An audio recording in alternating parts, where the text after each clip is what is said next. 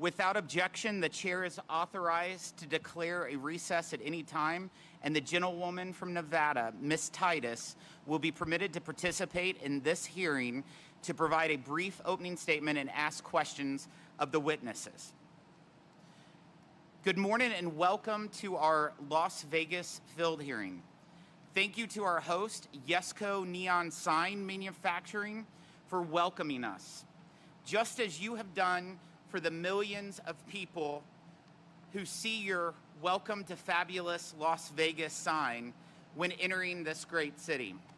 Today is the Ways and Means Committee's first hearing outside of Washington since President Trump and congressional Republicans delivered a massive tax cut to working men and women in the One Big Beautiful Bill. Here in Las Vegas, 21% of workers make their living on tips. This city leads the nation in the share of its workers who earn tips. It only makes sense that it is also the birthplace of one of President Trump's signature tax relief ideas, no tax on tips. Waitresses, bartenders, DoorDash employees, bellhops, service workers, and other tipped employees will get a $1,300 tax cut compared to what they pay today.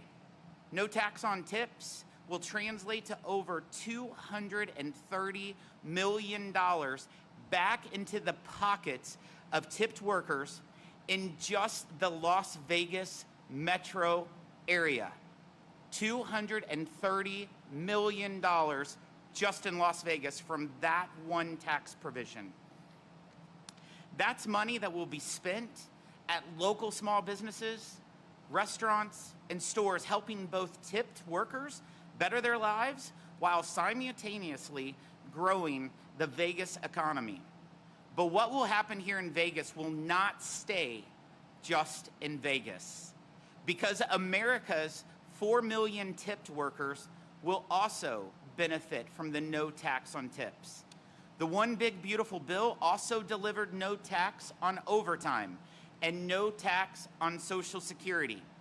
Blue-collar workers, the men and women who put in the long hours earning an hourly wage to get the job done, will get an additional $1,400 tax cut.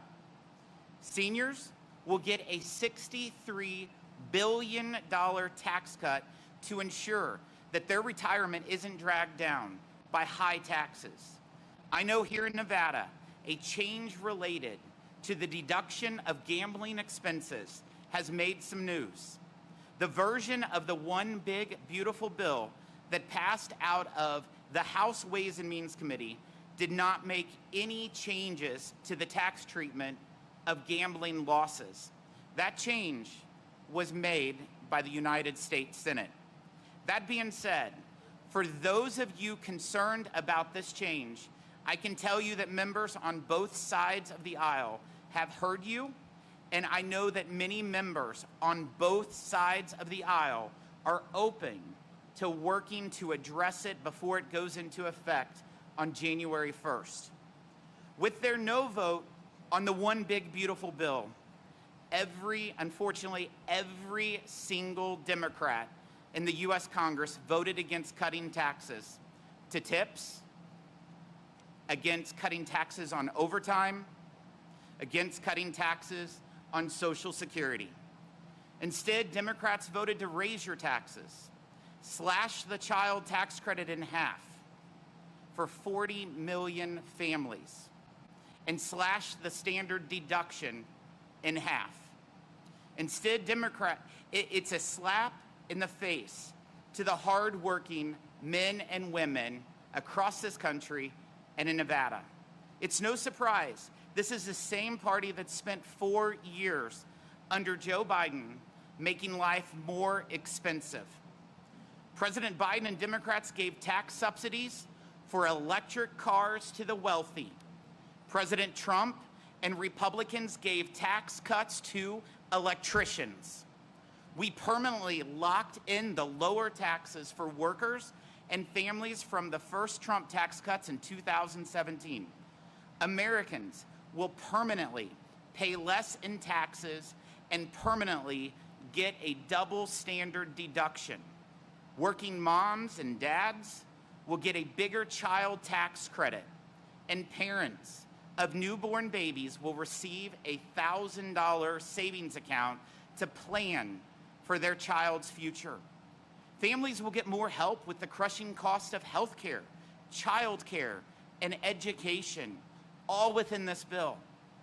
Because of an update we made to the 1099 miscellaneous IRS form, the first change in almost 50 years, part-time workers and successful gamblers, especially important here in Las Vegas, will have to deal with less paperwork from the IRS.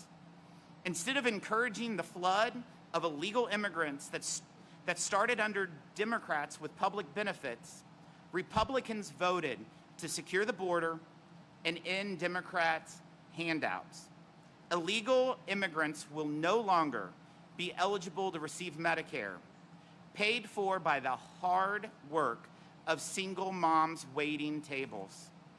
The One Big Beautiful Bill will stop a 22% scheduled tax hike on average American families making less than $100,000 at the end of this year. Instead, we deliver that family an additional immediate $600 tax cut. Families will get nearly $11,000 more in additional take-home pay. That's several mortgage payments, back-to-school supplies, and a family's summer vacation. That's a huge difference for working families. Lower taxes and a bigger paycheck are exactly what 77 million Americans voted for, and President Trump delivered in the One Big Beautiful Bill. All of this came from the American people. For 2 years before President Trump's economic agenda became law, this committee traveled around the country to hear directly from regular Americans. We held over a dozen field hearings, over 100 tax team events, and visited more than 30 different states. We traveled to small towns, major cities, farms, factories, to hear what kind of future and economy Americans wanted for themselves. What they asked for is reflected in the One Big Beautiful Bill.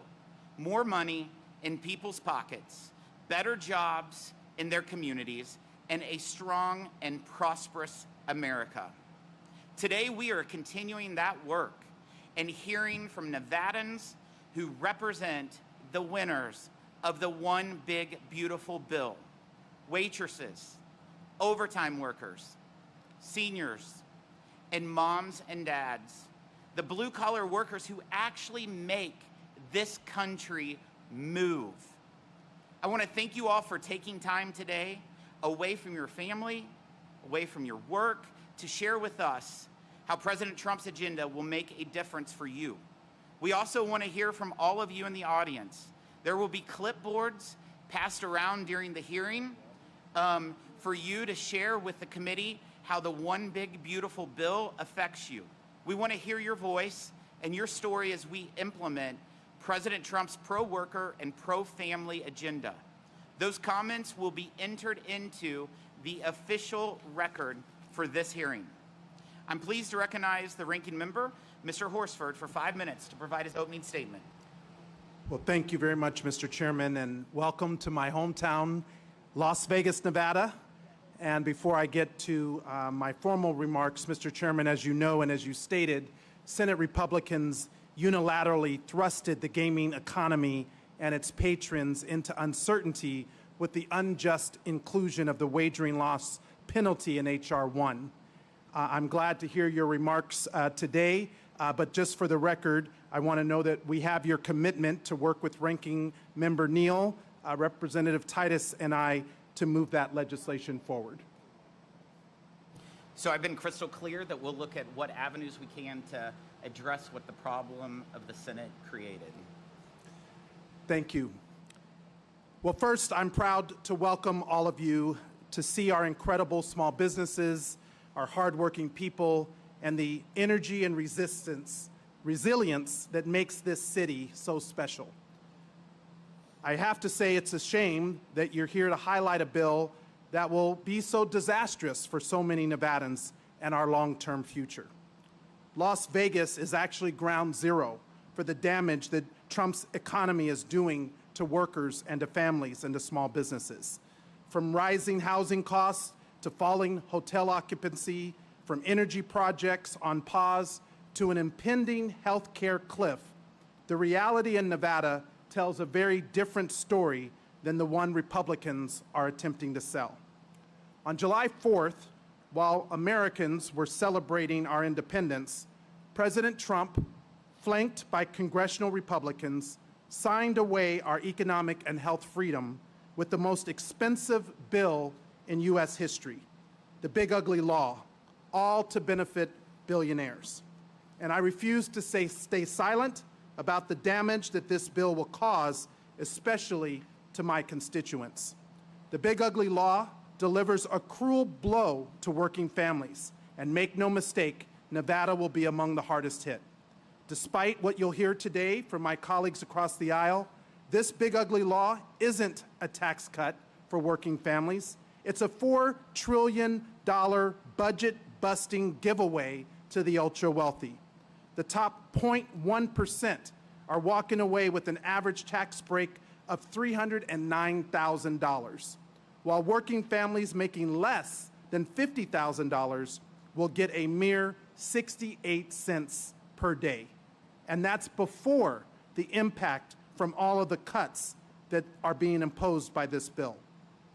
Republicans had an opportunity to work in a bipartisan way to extend tax cuts for working families in a fashion that would have gotten it done without giving handouts to billionaires.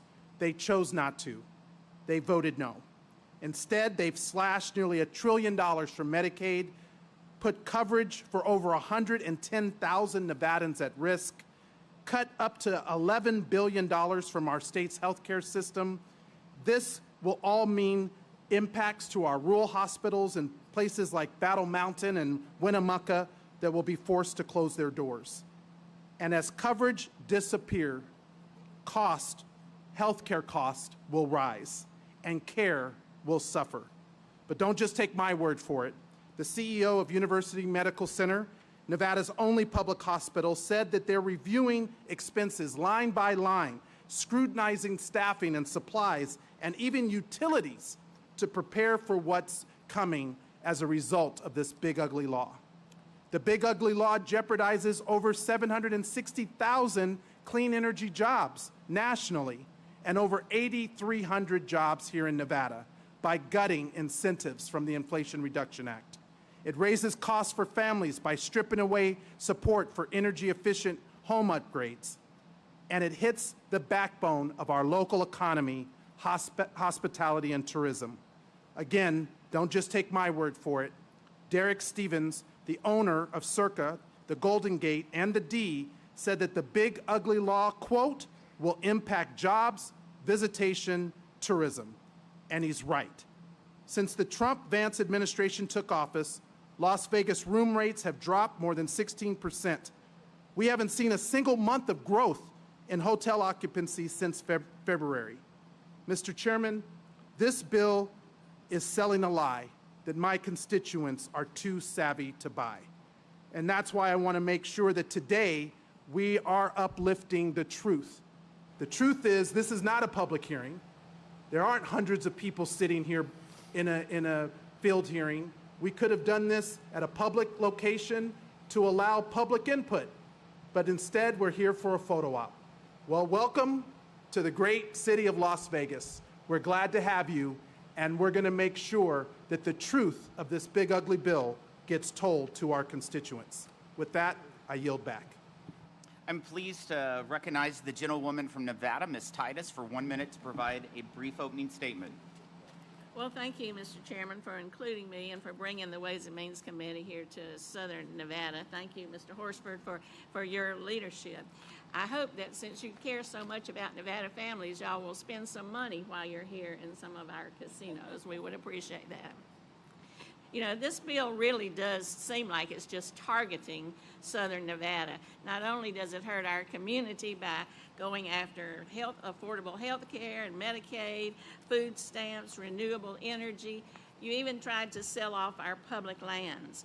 And it certainly targets gaming and tourism. I was very glad to hear the chairman say he'd work with us to undo that reduction in deductions for gaming losses.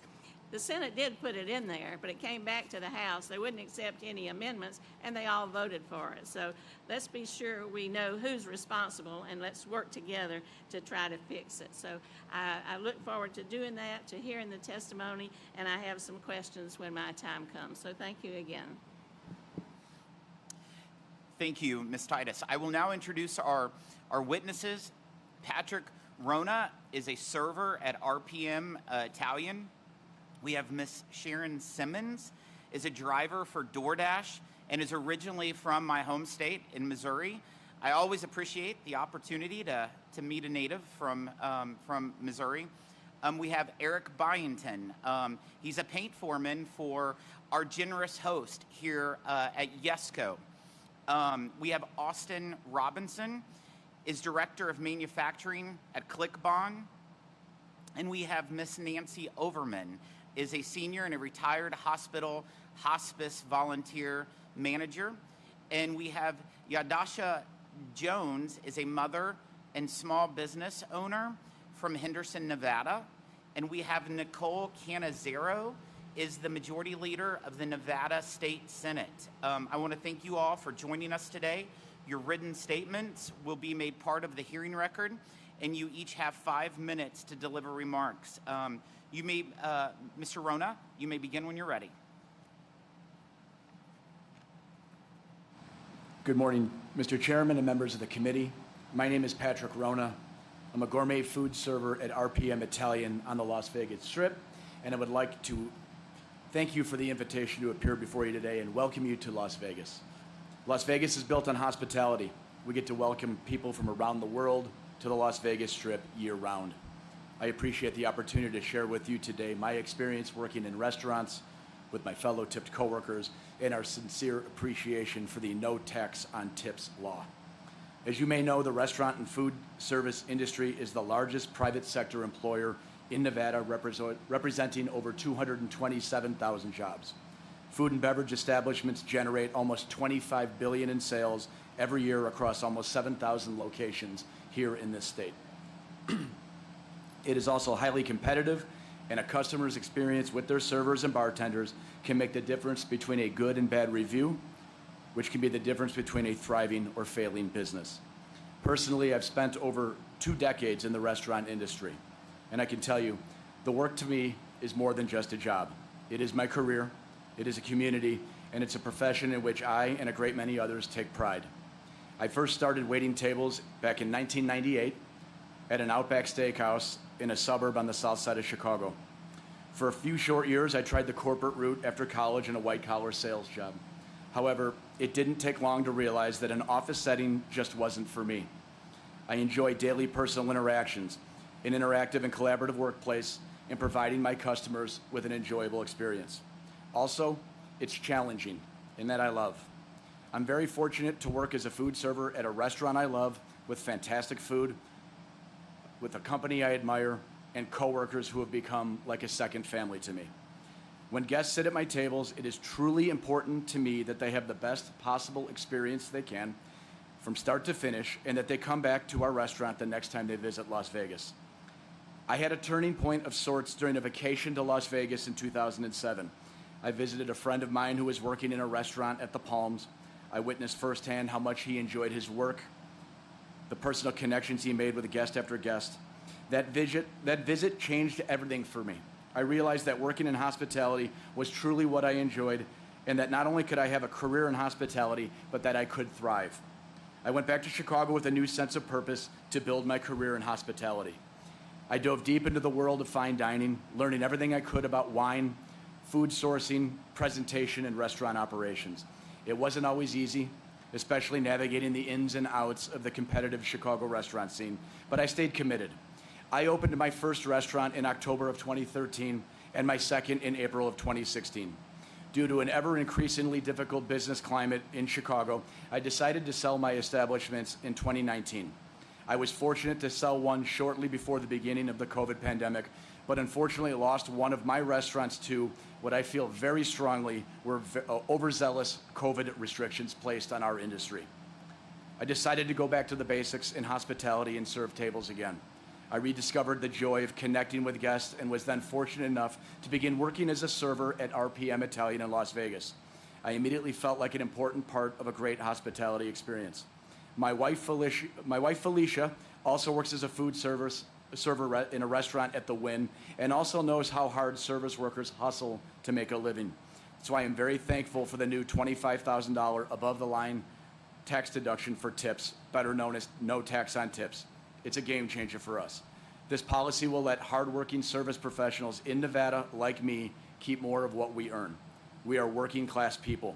We have mortgages and families. There are everyday bills and college educations to save for. And it's not just good for tipped workers, it's good for the entire hospitality and travel industry. When service professionals have more take-home pay based on tips from their customers, we all spend it locally, often at the very restaurants and venues we help bring to life. That tip money isn't trivial. It's a lifeline to our families and our community as a whole. After over 20 years in this business, I can say with confidence, this new policy is a win-win for workers, for businesses, and for the clientele and communities that we serve.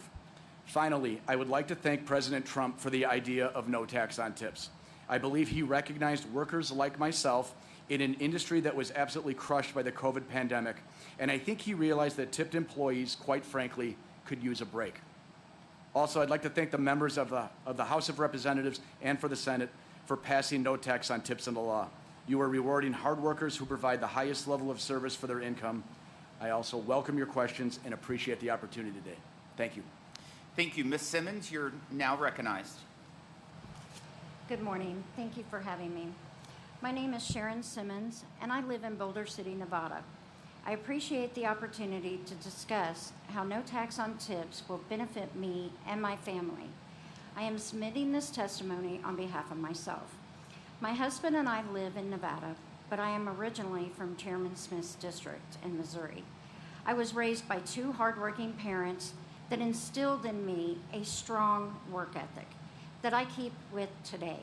I remember when I was 4 years old, joining my parents on their newspaper routes. In fact, my mother is almost 80 years old, and she still works. She takes care of children in a daycare to help with her own life's expenses. I've worked in numerous industries in my life, including a factory and landscaping, but I've been delivering with DoorDash for 3 years. I use the platform a lot, and I have already completed over 12,000 deliveries. My favorite deliveries are the ones where I partner with a food bank out of Las Vegas to deliver food boxes to seniors with mobility challenges called Project Dash. Sometimes I'm the only friendly face that these folks get to see in a day. So I use that time and I ask them about themselves and about Las Vegas's history. The earnings from dashing is now how I help put food on our table, how I help my husband with medical treatments, and how I maintain connections with my community and my grandchildren in Missouri. The flexibility that DoorDash provides is paramount to my daily schedule. I can work when I want and for how long I want, and there's no boss telling me when or where I have to be. I don't have to ask for permission to take a trip to Missouri whenever I want. In early 2025, my husband was diagnosed with cancer, and the toll that radiation and chemotherapy took on him forced him to reduce his hours at his job. Because DoorDash provides me with a truly flexible work schedule, I was able to drive him to and from his treatments. During that time, every extra dollar I earned mattered more than ever. I'm happy to say that my husband just finished his treatments, and I'm hopeful that the treatments worked. But the experience has made me appreciate this type of work and the importance of every extra dollar of earnings. That's why I'm very excited that Congress took action to include Dashers and other independent contractors in the no tax on tips. For someone like me, that means hundreds or potentially thousands of dollars that stay in my pocket every year. I plan to use these tax savings to cover follow-up medical visits for my husband and to travel to Missouri to see my mom, my kids, and my grandchildren. No tax on tips will literally allow me to see my family more often. It will also help me pay for groceries and utilities during our hottest summer months. Life these days is very expensive, and every little bit helps. And I know I'm not alone. Las Vegas is full of bartenders, servers, bellhops, and fellow delivery drivers who rely on these tips to support their families and to cover expenses. I know these neighbors work hard for a living, and I'm glad Congress recognized that helping them is one of the most important things they can do. My fellow Dashers and I do this work because it matters to our communities, to our families, and to ourselves. We deserve to keep every dollar of our earned tips. To members of this committee, thank you for restoring fairness to our paychecks and enacting no tax on tips. I appreciate the opportunity to share my story, and I'm grateful for the chance to speak on behalf of the countless Americans whose livelihoods depend on every tip they earn. Thank you. Thank you. Mr. Byington, you are now recognized. Hi, my name is Eric Byington. I'm a 55-year native of this great city. My parents moved here in 1960. Could you move your mic a little bit closer Okay, to you? that's my fault. Okay. Yeah. My name's Eric Byington. Okay. All right. My name's Eric Byington. There we go. I'm a 55-year native of Las Vegas. My parents moved here 1960. My dad was a World War II veteran. Fought in World War II, and he worked in the mines in northern Idaho when the Nevada test site opened in the 60s. My dad moved down here. So I've got to see this great city change tremendously. So I am a true Nevadan. My heart is with this city. I've worked at Yesco for 34 years. Great company, great family-owned company. Couldn't say more about them. Great place to work. I said I've been here 34 years. Could have chose anywhere to work in the city. I have a son. He's a proud member of the Las Vegas Metro Department, the police department. He is a member of SWAT. So I have two younger daughters too that live in the state of Wisconsin. I have two grandchildren. So, you know, I've been a working class person my whole life. I've been here 34 years. I've seen a lot of things in this town, the economy up and down, changes and everything, the housing market. And for the first time, I think, in a while, we have some hope. You know, I mean, I look at these young kids that come to work here, and I'm like, starting out, how can they afford housing? You know, I mean, the housing market is insane. I bought my original house for $135,000. Now that same house is $500,000.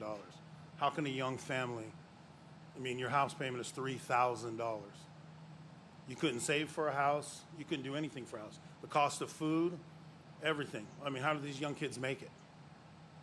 Now, if they work hard, you know, one member works in the hospitality industry, they can save money on tips. Now, when you want to hustle, work overtime, that money goes straight into your pocket.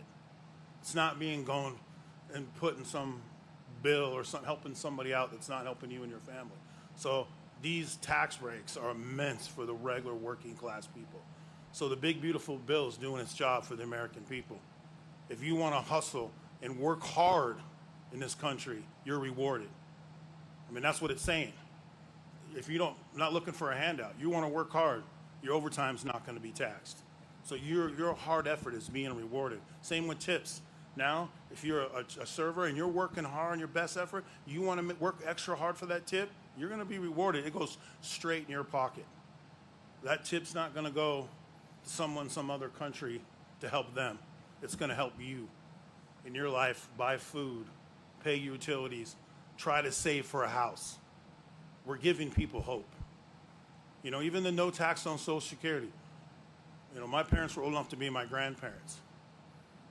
My mom retired at the age of 55. She passed last year at 93. These last 4 years is the first time in my life I had to send my mother money. So no tax on Social Security. What do you think that would have helped her each month? That's the money I made up for her. Sending my mother money for the first time ever. That was hard. My mom had to swallow her pride and ask for money because the economy and the food prices were so bad and seniors weren't cared about. So no tax on Social Security. We should honor our elderly for what they've done for this country. And that's going to help them more than anything. With their prescriptions, Medicaid, whatever. Not having to pay, they pay taxes enough. So that's huge. No overtime, no tax on tip. I have a lot of friends that I see week in and week out. And them to have that, hairdressers, you know, bartenders, servers, everyone working on that. I mean, it's immense. And not only, and then it gives them something to work for, so their attitude's better. They have hope. That's the biggest thing is hope. As Americans, that's what we want, hope. We want to see our money going back to Americans, not to other people in other countries, to us. We're the ones putting in the work. We're the ones that get up every single morning. Every single day, I wake up at 4 a.m. to come to this job that I love for this beautiful company. You know, but these are the things that make it worthwhile. This is actually a change for the working class Americans. You know, it's the incentive. The harder you work, that's what this country's been about since day one. The harder you work, the more you're rewarded. And that's what this bill does. You work overtime, you're working hard, you're staying late, now you're rewarded. You're working weekends, you're rewarded. You work hard as a server like that. You spent your time paying Social Security your whole life. Now you're trying to retire, enjoy your hard work. Now there's no taxes on that. We should never be taxing our seniors. That's horrible. So this beautiful bill is serving Americans. And it's something we should all be proud of, not tearing apart.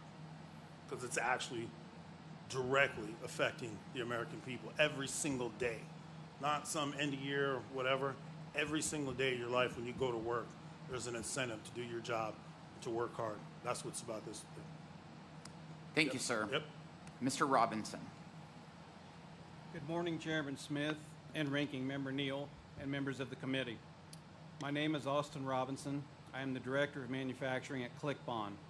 I want to thank all of you for making the trip to Nevada today and for inviting me to testify on this transformative impact of tax policies and one big beautiful bill. ClickBond is a family-owned business located in Carson City, Nevada, our state's capital. At ClickBond, we design, manufacture, and support adhesive bonded fasteners. Our products are used in space and aviation, aerospace, vehicle, marine, industrial, and offshore energy. We supply for both civil and defense equipment, and we are proud of the role that we play ensuring America's national defense in the air, on land, and at sea. ClickBond has remained in our CEO's family since his parents founded the company in 1987. As the Director of Manufacturing at ClickBond, I am responsible for approximately 80% of the workforce on the shop floor. The 2017 tax reform was tremendously impactful for both our business and our workers. It allowed us to increase wages, scale up our engineering and development workforce, invest in next generation equipment, and create a new employee academic assistance program.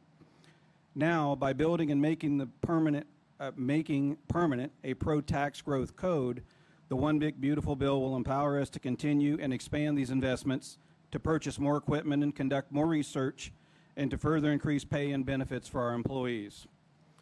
And by supporting manufacturers like ClickBond, the bill will support the great state of Nevada. Nevada is the entertainment capital of the world, and we're very proud of that. Yet Nevada must also diversify its economy. Over-reliance on tourism, gaming, and entertainment has created vulnerabilities for the state, vulnerabilities that a strong manufacturing sector can help address. Manufacturing not only provides more stability during economic downturns, it also offers higher paying jobs with greater benefits. Having spent my career in manufacturing, I can speak to that firsthand. My first employer paid for my education, and I am proud to say that ClickBond does the same for any employees who want to go back to school and develop their skills. Our workforce at ClickBond is the most precious resource, and that is reflected in the investments that we make in them.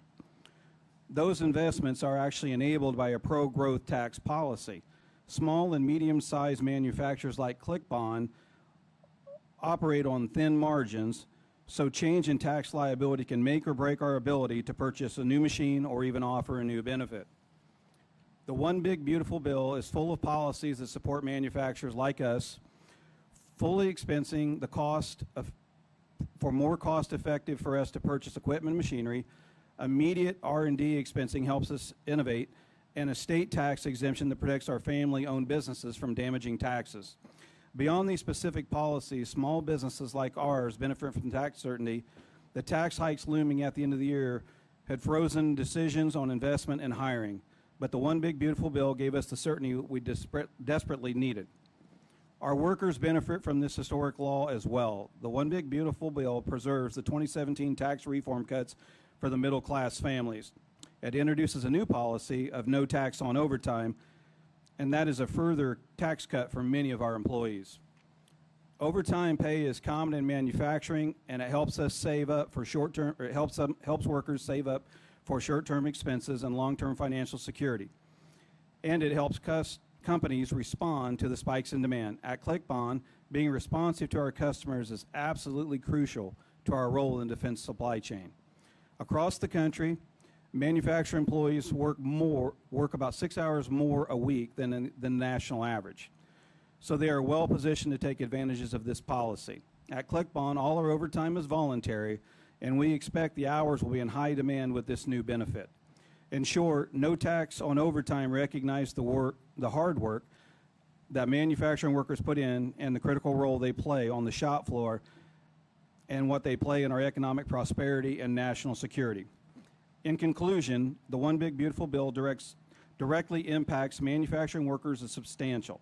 It protects them from tax hikes, provides further cuts via no tax on overtime, and frees up capital for businesses like ClickBond to hire more workers, increase wages, and benefits.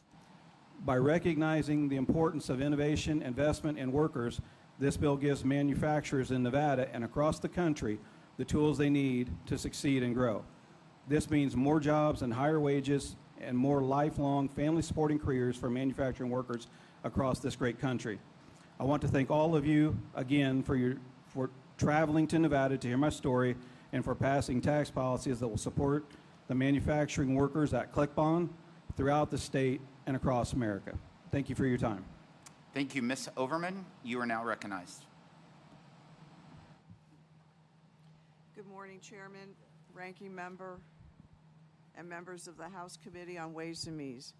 My name is Nancy Overman. I'm a proud Nevadan, a retiree living on a fixed income, a single mom and grandmother, and member of AMAC. I appreciate the opportunity to speak with you today to share how the current economic landscape and policies in the One Big Beautiful Bill are impacting my life and the lives of so many others in my position. I graduated from the University of Delaware, began my career in human resources, and spent over 30 years working in healthcare, mostly in hospitals and hospice. That work was some of the most rewarding of my life. It gave me a front row seat to the strengths and the shortcomings of healthcare. I was a Democrat for 38 years, but after needing foot surgery and experiencing firsthand the bureaucratic nightmare created by big government healthcare policies, I had a change of heart. I've proudly voted Republican for almost 20 years, including 3 times for President Trump. During President Trump's first term, I was able to live within my means and manage my budget. But under President Biden, inflation hit hard, and I was forced to dip into my personal savings just to keep up with everyday costs. That is why I strongly support the policies in the One Big Beautiful Bill. We have seen these policies work before. When President Trump cut taxes and unleashed the private sector, the economy boomed. These tax proposals are aimed at getting us back on the path by lowering taxes on seniors, boosting small businesses, and helping working families. When the economy grows, everyone benefits, from seniors like me to young families starting out.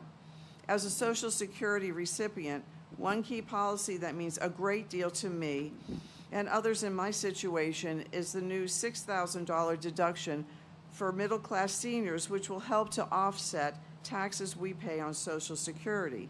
Seniors like me are not wealthy, and we are not looking for handouts, but we have paid into this system for decades. And when living on a fixed income, every penny saved makes a difference. This deduction gives seniors like me some breathing room, helps to keep us with the rising costs, and sends a message that our contributions are still valued. For me personally, this deduction means I will be better able to manage the basics like groceries, utilities, and the occasional unexpected expense without draining what little savings I have left. I am also a single mother and grandmother of 3. My son is a hardworking radiography technologist. He picks up overtime just to make ends meet. I was thrilled to see that overtime pay would no longer be taxed under this plan. That means real relief for working families like my son's. My daughter-in-law works full-time in doctor's office and does delivery work on the weekends.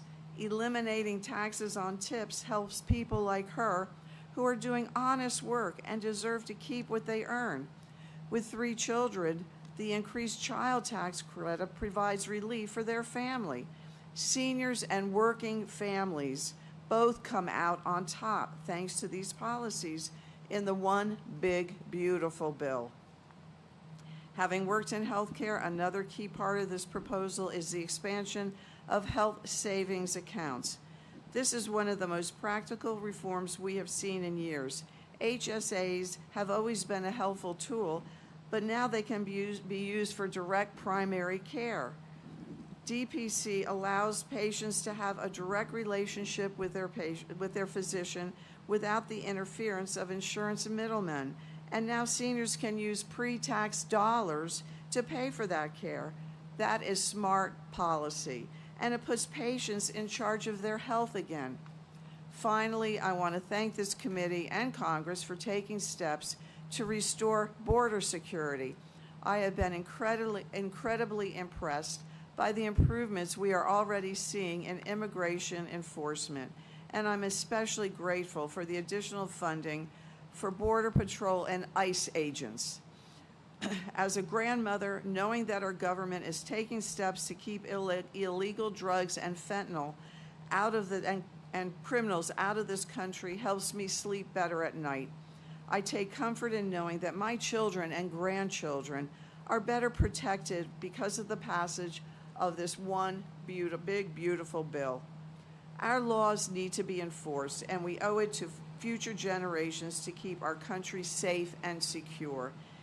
In closing, I want to express my appreciation for the work you are doing, not just for retirees like me, but for all Americans trying to get ahead, raise families, and live in a country that respects their values, their work, and their freedom. Thank you for the opportunity to share my story. Thank you. Ms. Jones, you're now recognized. Good morning, distinguished members of the committee. I would like to thank you for this amazing opportunity to share my story today and hosting this critical hearing in my hometown of Las Vegas, Nevada. My name is Yadasha Jones, a proud Las Vegas resident, God-fearing and devoted wife, mother of 4, and founder of Justice Mobile Notary Service. I am also the state chair of Blexit, Nevada. As such, I educate the community on how to vote based on facts and not identity politics. I am also the chairwoman of Moms for Liberty. I champion parental rights, and I also serve as a board member for Republican Women of Las Vegas. I help to empower women into leading with purpose and vision. I like to share my journey from poverty to prosperity in Nevada, which is now embraced by the transformation powered by President Trump's One Big Beautiful Bill. It demonstrates how pro-family, pro-growth tax policies uplift workers, family, and communities like ours in Las Vegas. I was born in late 1980s. I'm the ninth of 13 children in a blended family from a single-parent household. I grew up surrounded by relentless challenges. We relied on welfare, endured days without food or electricity. We wore hand-me-down clothes and sometimes holes in our shoes. We moved every 1 to 2 years because we could not afford rent. I attended 28 different schools in Las Vegas by the time I graduated high school, but I graduated. We received $23 in child support checks, which came in my name, and it went straight to household bills. I never saw a penny of it, not for my needs.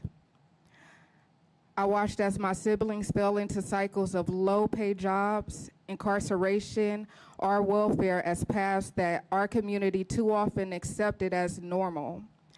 I, however, refuse to let those circumstances define who I am. Fueled by my strong faith and determination, I set out to build a life for myself and my future. In the early 2000s, I was the first female in my family to graduate high school, a huge milestone that was achieved through determination. My parents couldn't afford to send me to college. I waited until I was 24, raising my first child to pursue a degree. Balancing motherhood and studies, I earned a bachelor's degree in business management, which laid the foundation for my entrepreneurial journey, which in 2016, my life made a drastic turn. I became homeless, along with 3 toddlers and pregnant with my 4th child. I had no family to rely on, but I still took a leap of faith and founded Justice Mobile Notary. Within a year, I made it to 6-figure business of Justice Mobile Notary. I put my children to work and proved that opportunity paired with hard work can break the cycle of poverty. 4 years ago, I experienced a series of health crises complicated by COVID-19, pneumonia, and severe sleep apnea. I required surgeries, my voice was destroyed for months, and all of this, of course, strained my business. With only my new husband's income and our resilience, policies like the child tax credit became our lifeline. We were able to afford essentials like food and utilities in order to keep our family afloat during these extreme work days. The One Big Beautiful Bill pro-family tax policies with our instrumental is helping my family thrive in Nevada's challenging economic landscape. The expanded child tax credit was a godsend for our financial stability. Raising a blended family, including a young child who needed child care, we faced significant costs in a state that ranked #1 for child care expenses in the last decade. The One Big Beautiful Bill child care tax credits will provide critical relief, allowing us to redirect those savings towards meaningful milestones. We could now afford the opportunity to use those funds to help our oldest teenager purchase her first American-made car. This achievement not only fosters her independence, but it also symbolizes our family progress and resilience. As a married couple filing jointly, the increased standard deduction has and thankfully will continue to significantly reduce our taxable income by significantly our tax obligation and freeing up resources in order to reinvest our businesses and plan for our children's future. For small business owners like us, we juggle multiple roles. This streamlined approach saves precious time and money, letting us focus on what really matters, our family's well-being and our growth. The Big Beautiful Bill emphasizes on simplifying tax compliance will allow for significant opportunity, not just for our family, but for many other Las Vegas families just like ours. It will also empower us to prioritize our children's needs over navigating complex tax rules.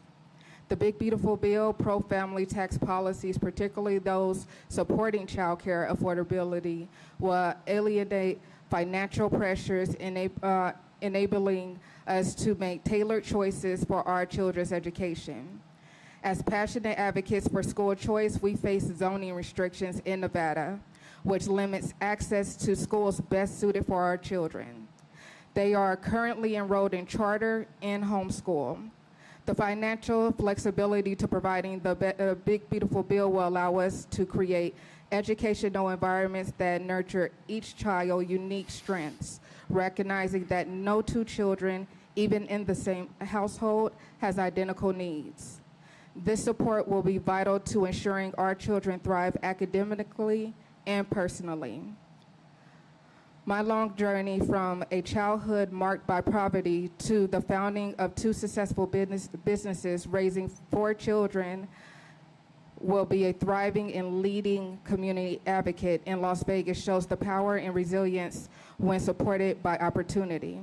The Big Beautiful Bill amplifies the potential by delivering tax relief, reduced burdens, strengthens families, and fuels economic growth. The focus of the child tax credit, standard deduction, and child care support is not just a policy. It's a lifeline for families like mine striving for a brighter future in economics across America. It also sends a clear message to employees and families that hard work matters and we believe in supporting your dreams. I commend this committee on making these provisions permanent, ensuring that the child tax credit, standard deduction, and pro-life tax credits will continue to empower families, support small businesses, and evaluate communities like mine in Las Vegas.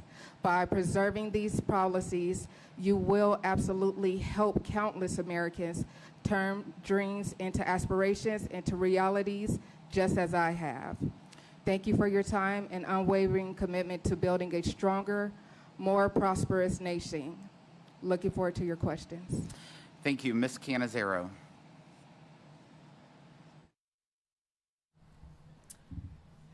Good morning. Oh, Senator Canizero, sorry. That is okay. Good morning, Chairman Smith, Representatives Titus and Horsford, and members of the committee. My name is Nicole Canizaro, and I proudly serve as the Majority Leader for the Nevada State Senate. I appreciate the opportunity to speak today on 3 critically important issues to Nevadans: healthcare access and affordability, energy, and food security. When Nevada became the first state led by a Republican governor to expand Medicaid in 2012, our uninsured rate was second highest in the nation, an astronomical 22%. Today, Nevada's uninsured rate is at an all-time low of 8%. H.R. 1's provisions targeting Medicaid will erase much of this progress and lead to tens of thousands of Nevadans losing coverage. According to the Kaiser Family Foundation, nearly 800,000 Nevadans, almost 1 in 4, rely on Medicaid. Analysis from the Nevada Medicaid suggests that nearly 100,000 Nevadans will lose coverage due to more stringent eligibility verification requirements, paperwork barriers, and reduced funding, despite more than 2/3 of enrollees being employed. Another 100,000 Nevadans are covered through the Silver State Health Exchange. But under H.R. 1, some populations would experience a 573% increase in their premium payments.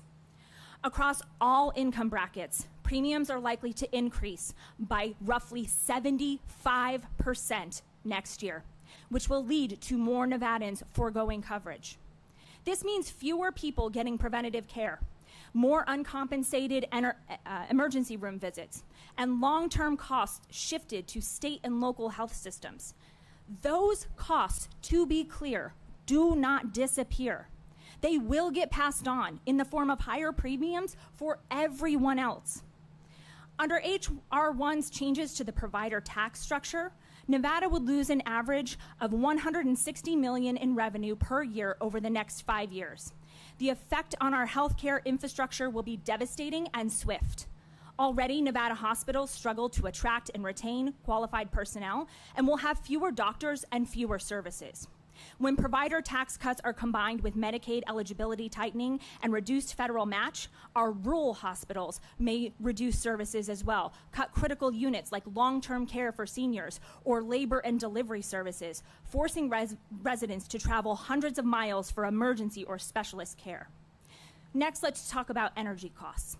In Nevada, where summer highs routinely exceed 110 degrees, air conditioning isn't a luxury, it is a necessity.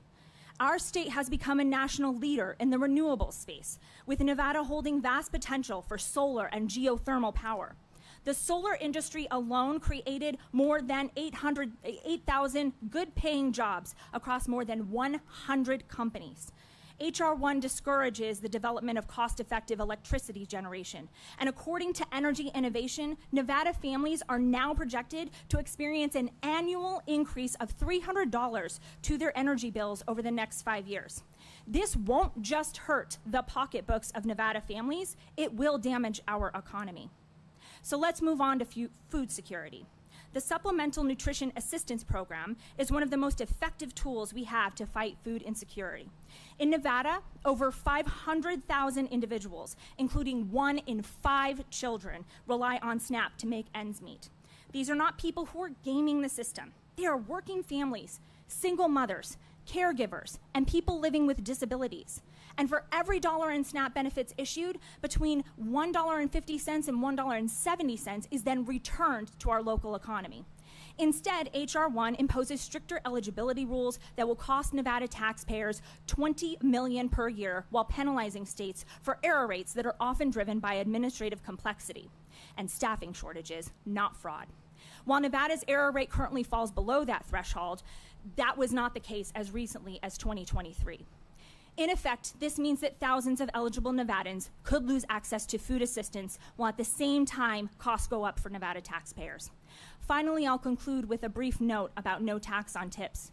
The reality of this provision is that the tax exemption is temporary, while tax cuts for billionaires and large corporations in this bill are permanent.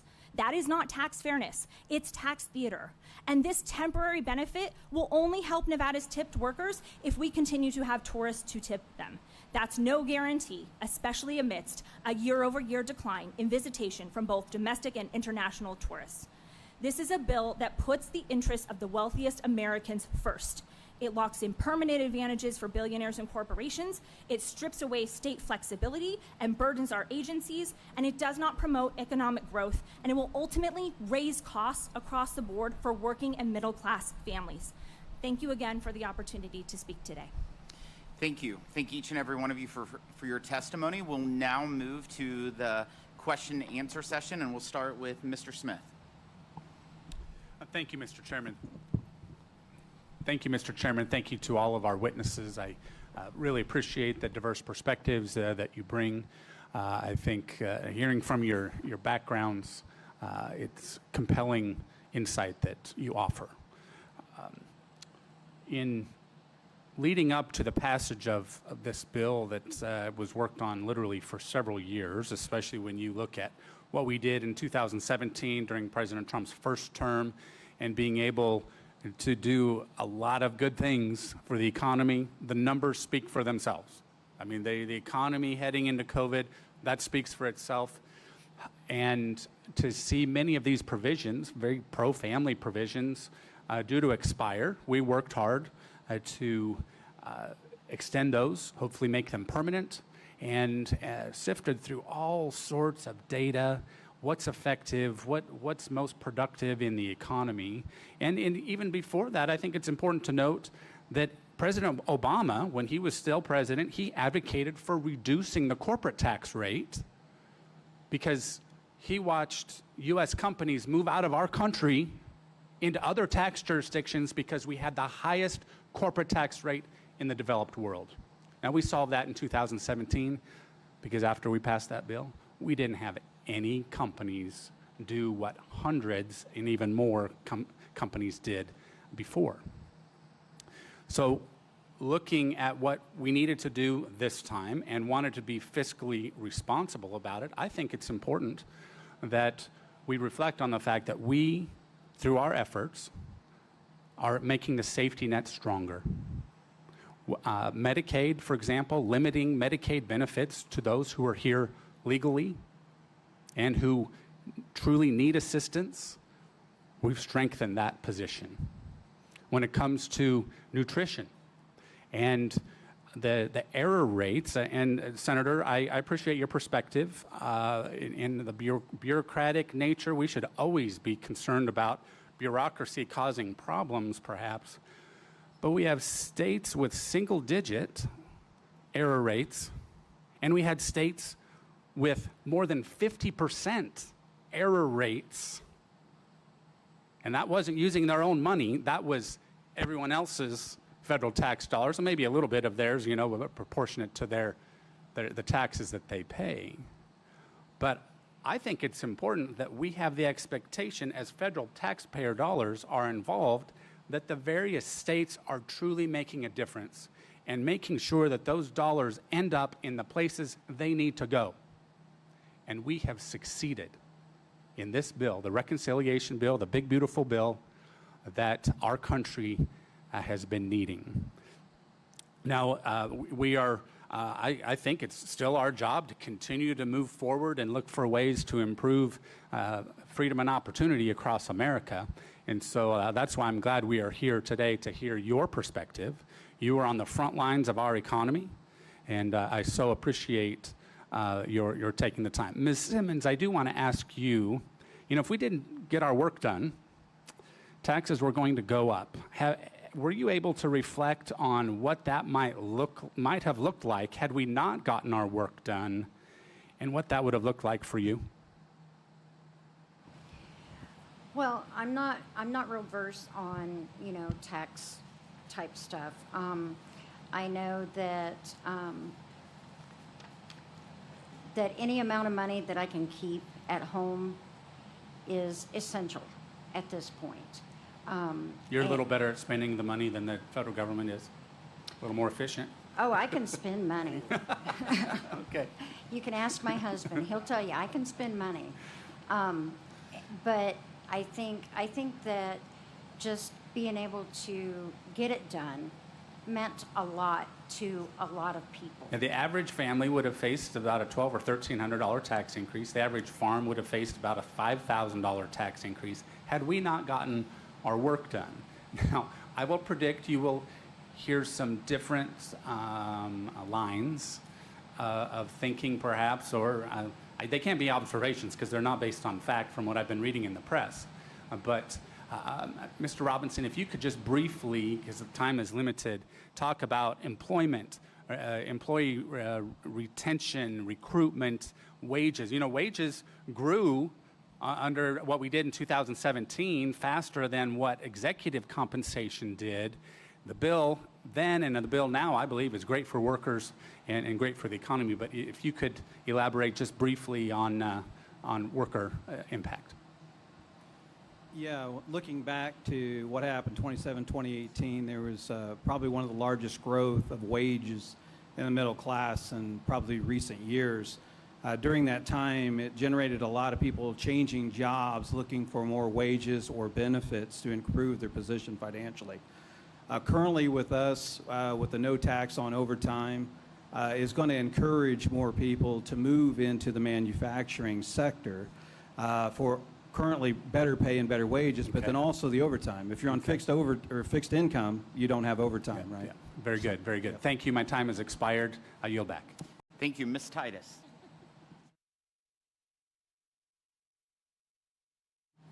Well, thank you, Mr. Chairman.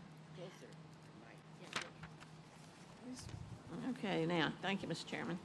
I'm also really glad, and I'll say this again, to hear that there's support for doing away with the change in the reduced gaming tax, gaming loss deduction. I appreciate the chairman saying that.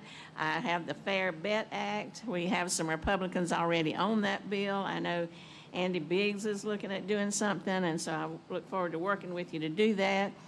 You have the Nevada Resorts Association, the entire Nevada delegation Governor Lombardo, the Las Vegas Review-Journal, the Las Vegas Sun, the American Gaming Association, a number of tribes have all come out in support of doing away with that reduced deduction. Not to mention the over 1 million people who responded to our Twitter. I've never gone viral before, but this issue has actually done that. So, that shows you that it's not just a Nevada issue. People gamble all over the country, and that's true in every state except 2, Hawaii and Utah. So a lot of people, it's not just your high-end professional poker players. A lot of people want to play the slots on the weekend or bet on a football game here or there, so it has an impact on them. And if we don't do away with it, people aren't going to itemize and pay their taxes. They'll just figure, to hell with it, I'm not going to turn this in, or they'll go gamble offshore or in some black market. So I think we definitely need to get rid of this, so I'm glad that the Republicans have changed their mind from the time that they voted for it to now.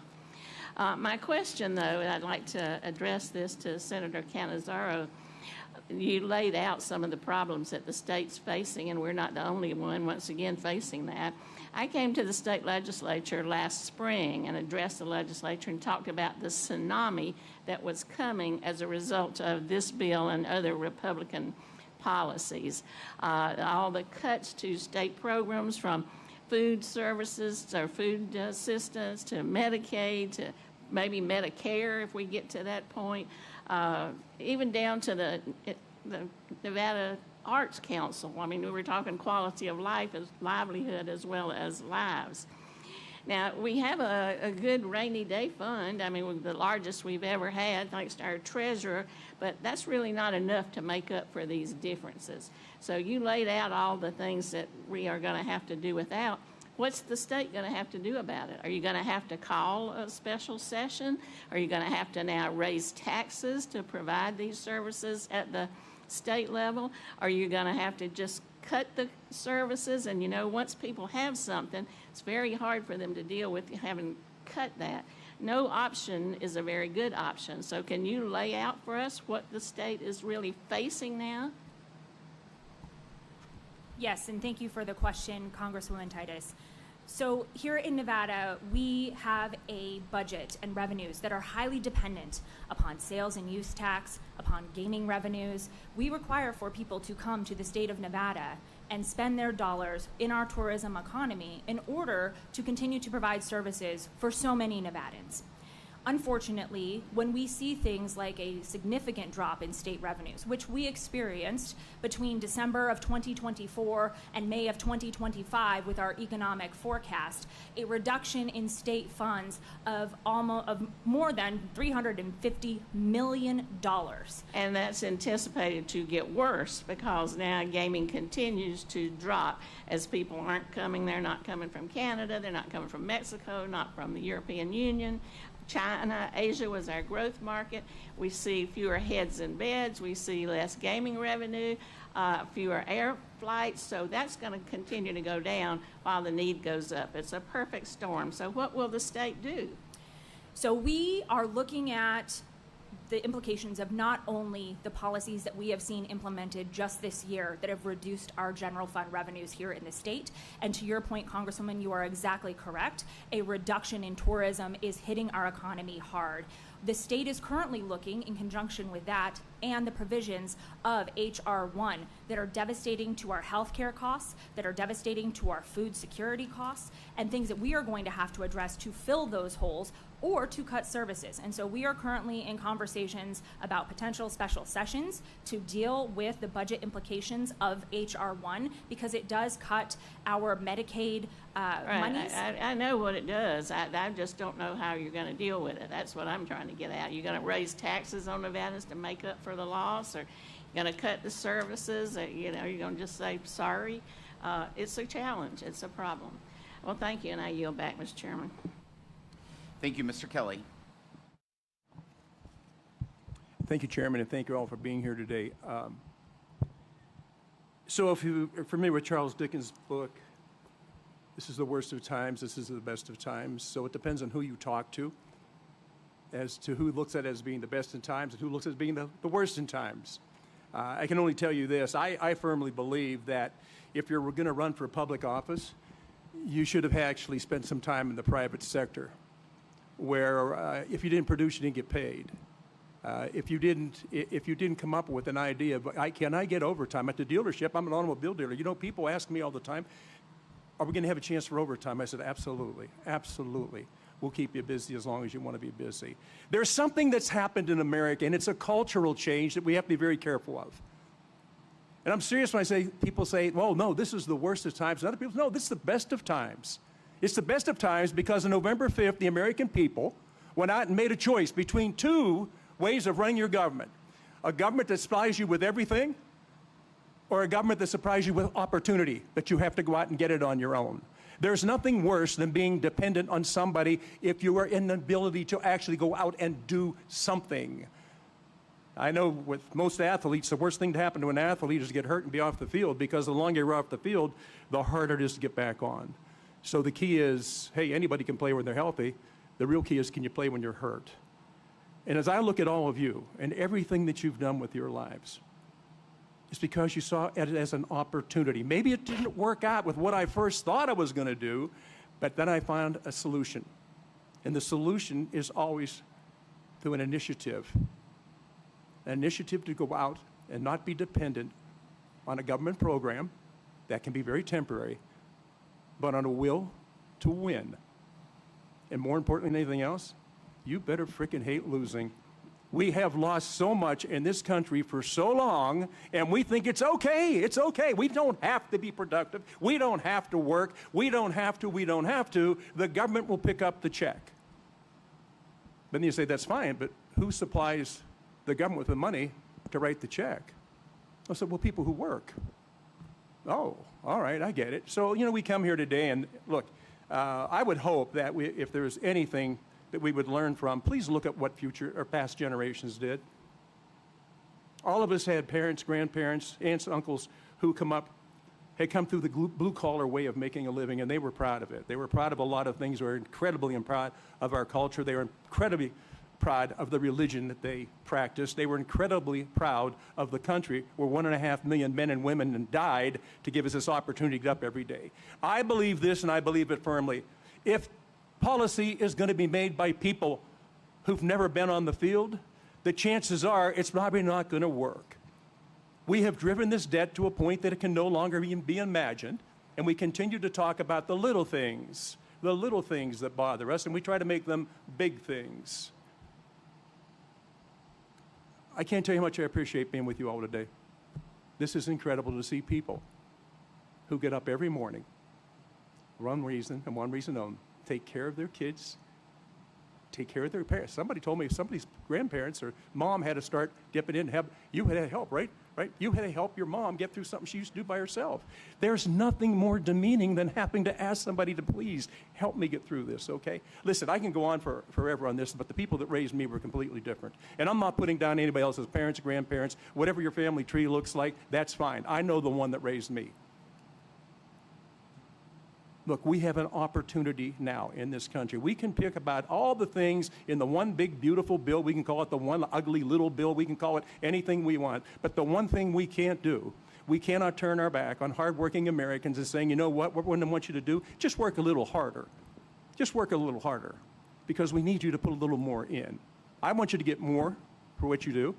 The president's ideas when it came to tax on tips, overtime, I mean, who wouldn't think of that? The biggest problem people in business have today is when you look at it and moms go to work, it costs them more for child care than what they can make working. There's something wrong when not working is more profitable than working. And I would just encourage you, please keep the way you are, raise your kids, keep your grandchildren on the right path, make sure that that compass is always pointing true north. That's the answer to America. It always has been.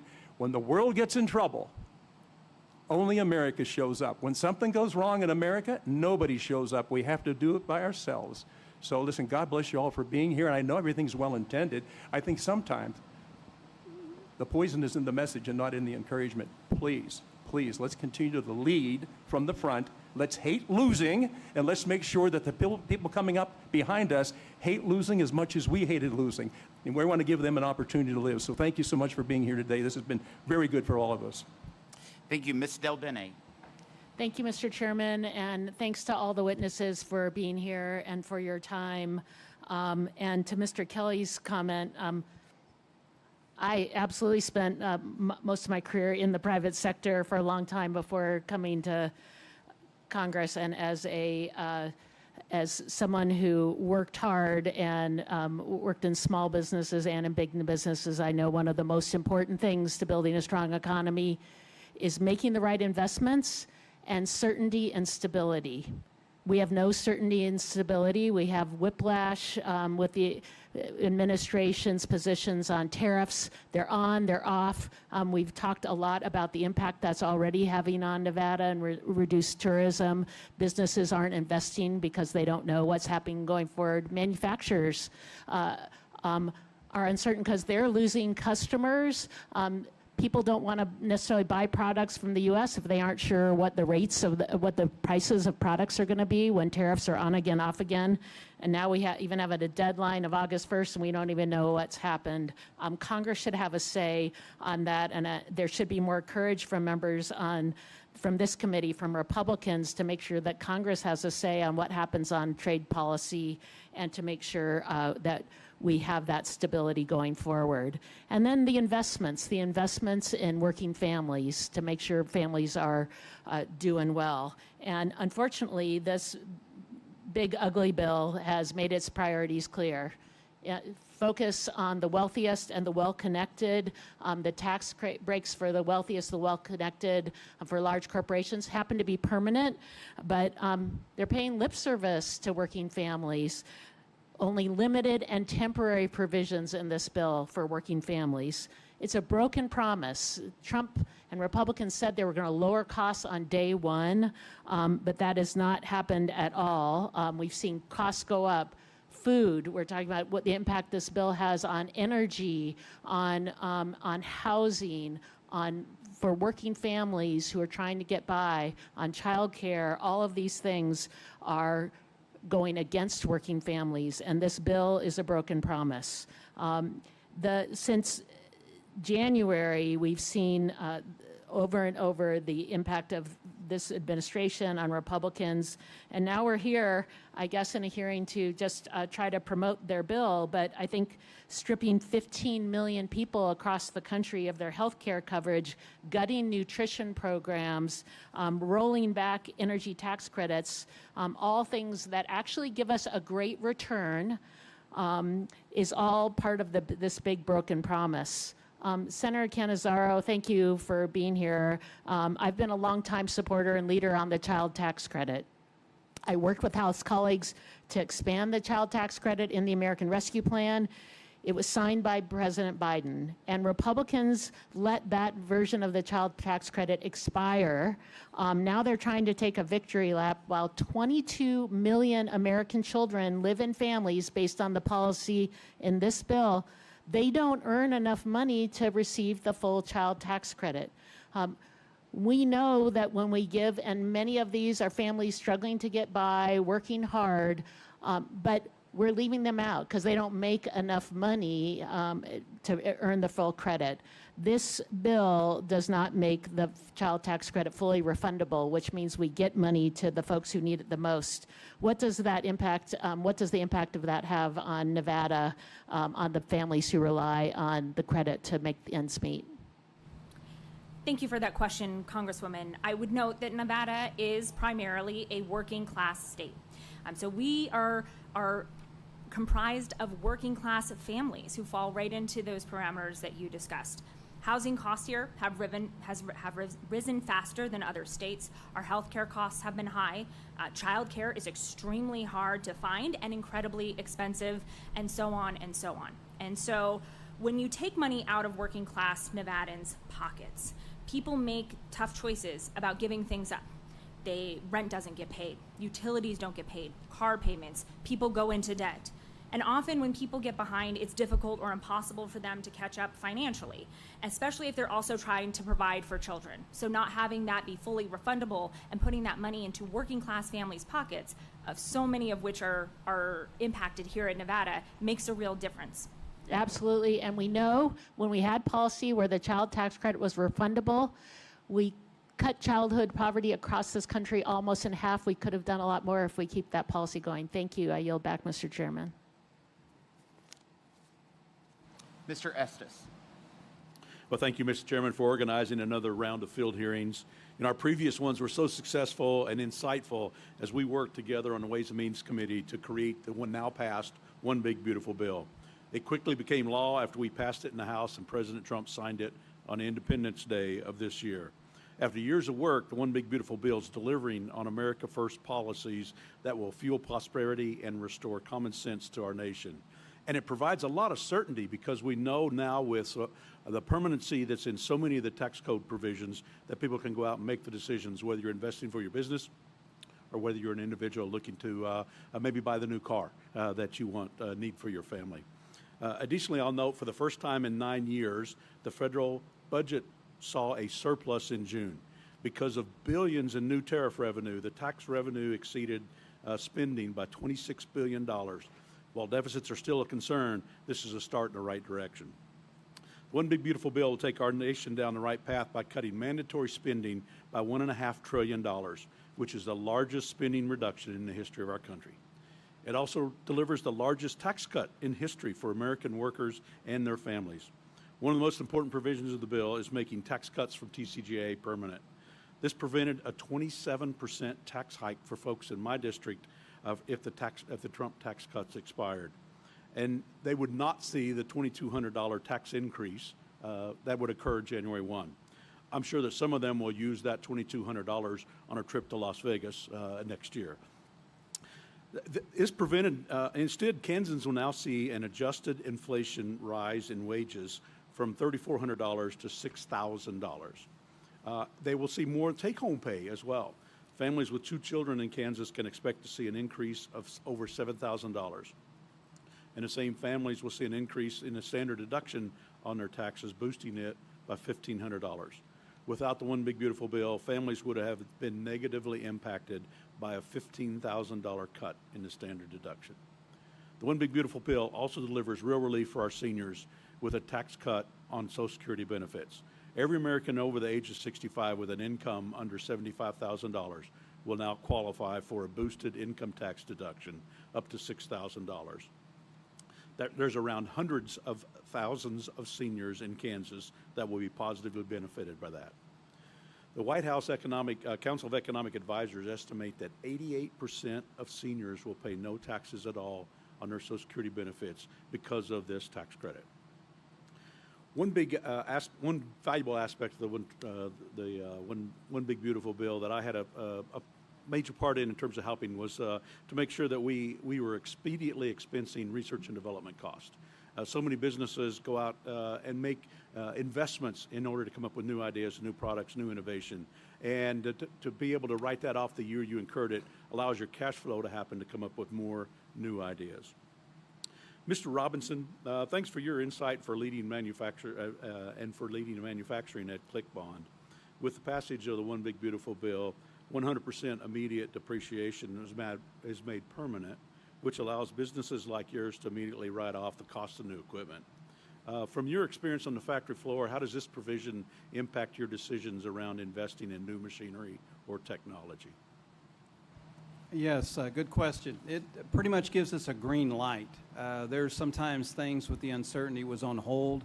This is tell us to accelerate our timeline in terms of expansion, buildings, and innovation and technology, because with being able to write this off of rather quickly, it's almost like a 20% or 21% decrease on the price. So if I spend $100, now it only costs me $79, so it makes sense to invest the money sooner than later, make things happen.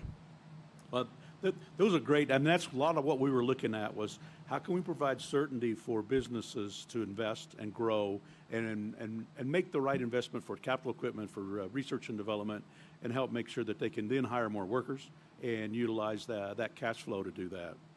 You know, the One Big Beautiful Bill is a historic legislative achievement. It'll lower taxes on Americans, increase their wages, bolster their take-home pay, and protect jobs in Kansas and around the country. It took many hours, often late into the night, working alongside my colleagues here today, but every moment was worth it because the results is a stronger economy and greater opportunity for American families to thrive like never before. Thank you, Mr. Chairman, and I yield back. Thank you. Mr. Smucker.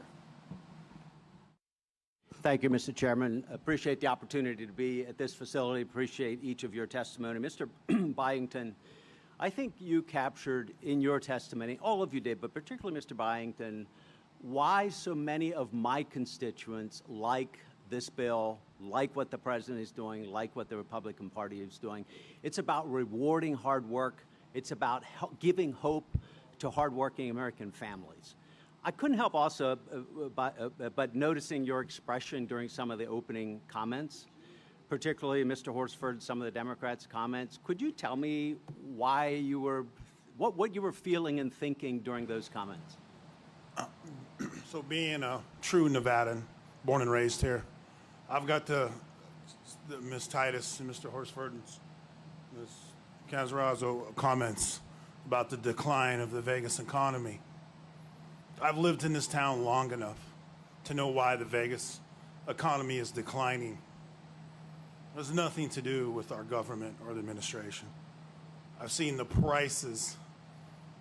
Vegas used to be a cheap place to visit, but we're not a cheap place to visit anymore. You know, these corporations have taken our town over. You know, you got to pay to valet. Valet was free. Parking was free. A bottle of water's $15. You know, the entertainment, the taxes. You know, they say that, you know, the big, beautiful bill that's benefiting billionaires. Who owns the hotels? I don't own the hotel. I'm assuming it's a billionaire. So maybe with a billionaire getting a tax credit that owns this hotel, he cannot charge $25 to valet, $50 to park here, or a $15 bottle of water. I appreciate it. I want to get to one or two other questions, but the fact of the matter is that hardworking American families are seeing a tax cut in this bill, and billionaires are seeing their taxes increase slightly. That's the fact. What the Democrats are saying is just absolutely untrue. But what I want to lay out here is the stark difference, what you're hearing from both sides here. It is clear that Republicans are the family of are supporting hardworking American families, and Democrats, in opposing this bill, have voted against every one of those provisions that would have done that. And in fact, they're standing for bigger government. They're standing for more taxes from people's pockets. They're standing for more government expenditures.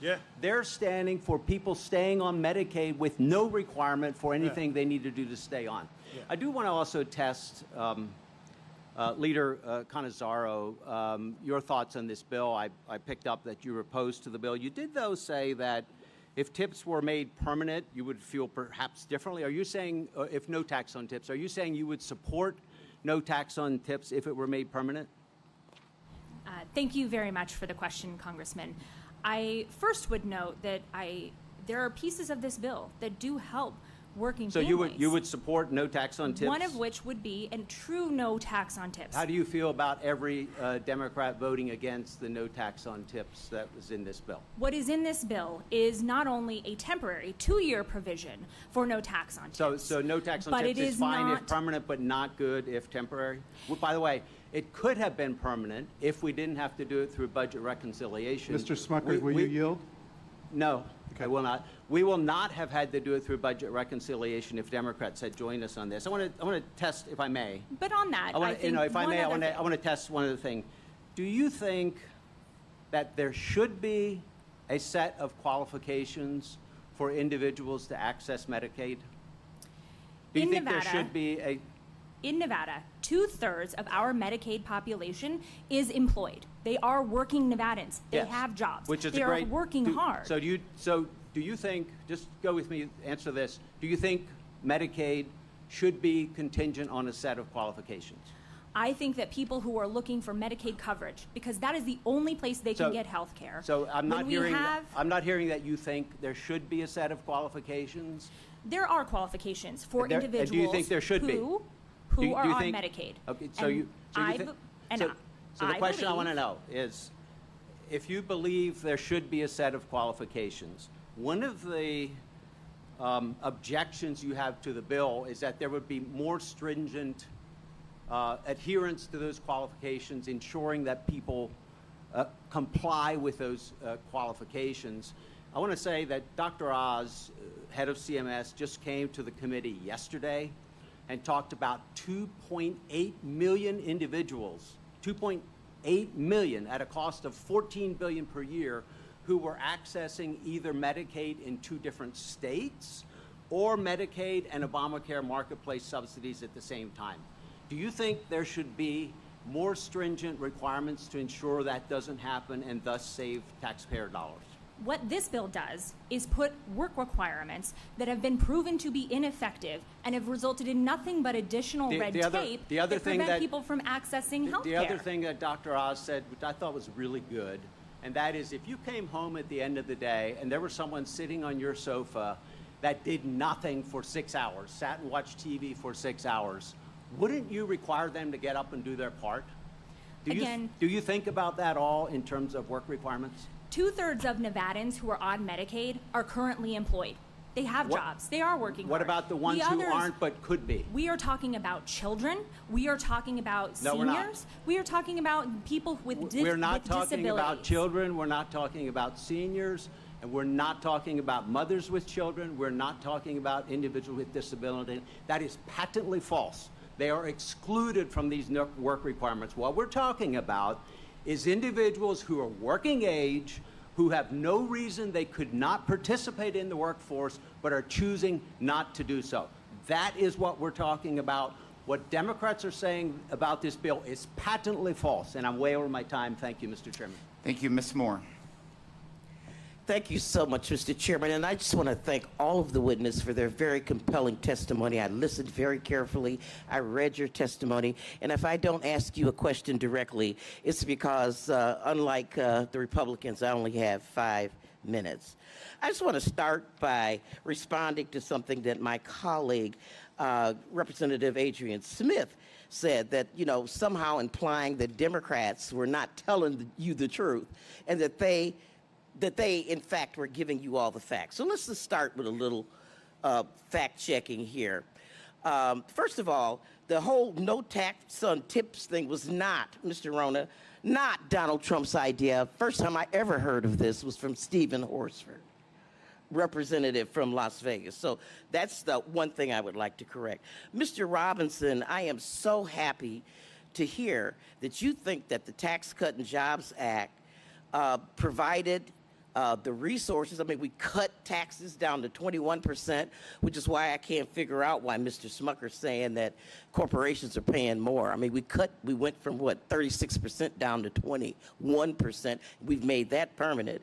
You said that it gave corporations an opportunity to raise wages for workers, to provide more opportunities for them, and I know that you provide health care, which is very important for your workers, but the Congressional Budget Office says that the 2017 tax cuts, there were virtually zero corporations that actually provided increases in wages to workers. Instead, they provided CEO compensation, and they provided shareholders with more money. So, Mr. Byington, you can forget about your idea of them lowering the costs and stopping that stuff from happening.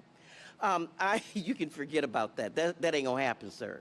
So thank you, Mr. Robinson, for being one of the few people that did that. They say that we're not true, and I'm very happy, Ms. Overman, that you are going to get that $6,000 cut temporarily. And, maybe you'll live long enough after that for, them to come around to making it permanent like they did for the billionaires. I guess I want to ask some questions of the senator. Senator, we heard Ms. Simmons give her testimony about how she worked 12,000 DoorDashes. My God. Her husband was suffering from cancer. She worked.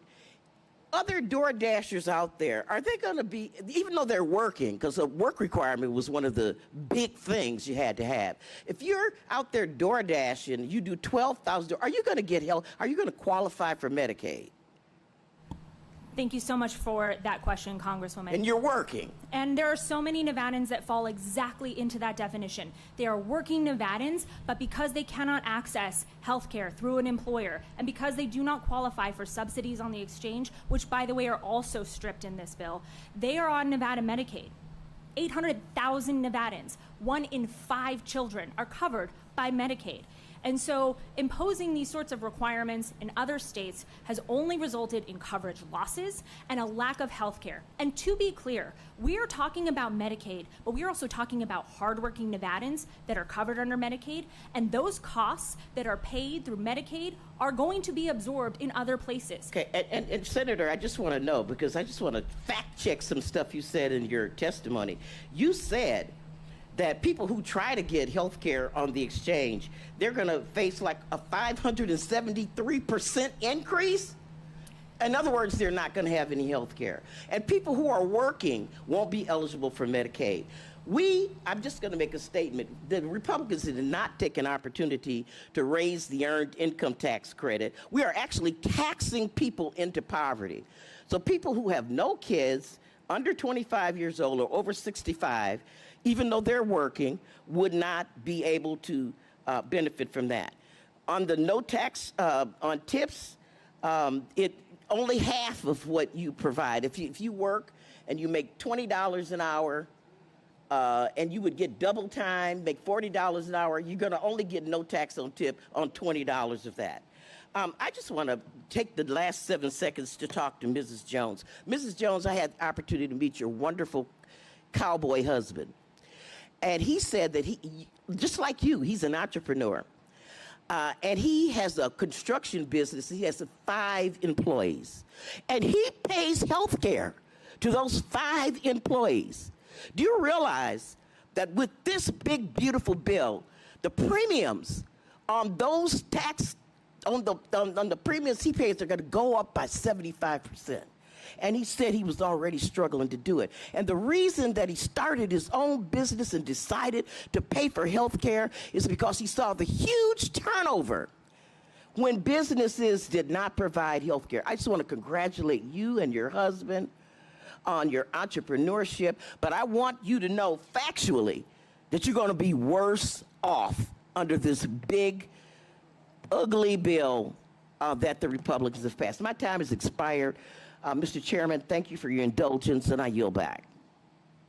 Mr. Kustoff. Thank you, Mr. Chairman, and thank you for the witnesses for being here. It's good that I'm glad we came to you instead of you coming to us. This is a great scene to be at. And Mr. Byington, if I can later, I know we're all looking forward to the tour here at YESCO. If I can with you, how many men and women work under you as a paint foreman? I have 6 employees under me directly. All right. So some of them will work overtime? Every chance they get, yes. So from a real practical standpoint, what does this bill mean for the men and women who work for you? How does it benefit them? Okay. And in my department, it's almost a family. So I have 2 of his children that work for me. So they were born under our insurance. So not only him and like that. So, but I think, like I said in my statement earlier, the housing costs here in this city are just astronomical. I'm wondering, an average starter home is $25,000 to $3,000 a month. So, like I said, with the big, beautiful bill and these young kids, if they want to work hard, if they want to be ambitious, they're going to be rewarded. So now they have the opportunity to maybe save up for a house by working overtime, because that's money going directly into their pocket. So they can save. Other than that, with, like I said, with the past way the economy's been this last 4 years, you're not saving for anything. You're lucky to put gas and food, but now, things are moving forward. There's a sense of release. People are saving money. They're talking about, now my young employees are talking about, I want to save for a house now. I can put all my overtime into savings to get a house. There's hope for these people. I mean, there's no doubt with the passage of this bill, they're going to have money in their pocket that they didn't have before we passed the bill. Yes. And by the way, some on the other side, at least a couple of times, have said that this bill is, I wrote this down, meant for the wealthy and well-connected. Are your 6 people you're talking about wealthy and well-connected? No, they're not. Thank you, Mr. Byington. Mr. Rona, thank you for being here today. You've got a unique perspective because you are a server and you've employed servers in the restaurant business. What does this bill, the no tax on tips and no tax on overtime, but no tax on tips, mean for the people that you work with today? Well, regardless of where anybody I work with stands politically, they're all excited about this. We talk about it at work. I don't know a single person that doesn't want more money in their pocket. And what it equates to in real dollars is approximately what I would pay for energy at my house. It's basically like my energy bills just got taken care of for the year.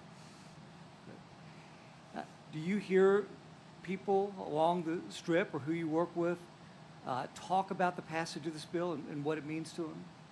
It's quite often talked about, almost on a daily basis. What are they saying? They're excited. I mean, it's nice to see, you know, some recognition for how hard things are, specifically for our industry, and to have political promises made on the campaign trail put into law and delivered for us. And by the way, again, to reference what some said on the other side about this bill being meant for the wealthy and well-connected, are any of the people that you're testifying about today wealthy or well-connected? Not the people I work with, no, sir. Thank you, Mr. Rona. Ms. Simmons, thank you for appearing today. You gave heartfelt testimony. If you can, and you don't know what you don't know, but from your perspective, what do you think this bill is ultimately going to mean for you and the savings that you're going to have? Well, again, I believe that, you know, it's going to free up some stuff for me. It means that I'm going to be able to stay more connected with my family in Missouri. It's going to help with any future treatments. God forbid that he has to have more treatments, but it will help more with that. You know, it is truly, DoorDash is truly a independent, you know, industry. And I enjoy that part of it. I like being able to, you know, just do what I need to do. And freeing up this extra money means quite a bit to my family. And Ms. Simmons, do you consider yourself to be wealthy or well-connected? Not at all. Thank you very much. Thank you all for appearing, and Mr. Chairman, I'll yield back. Thank you, Ms. Tenney.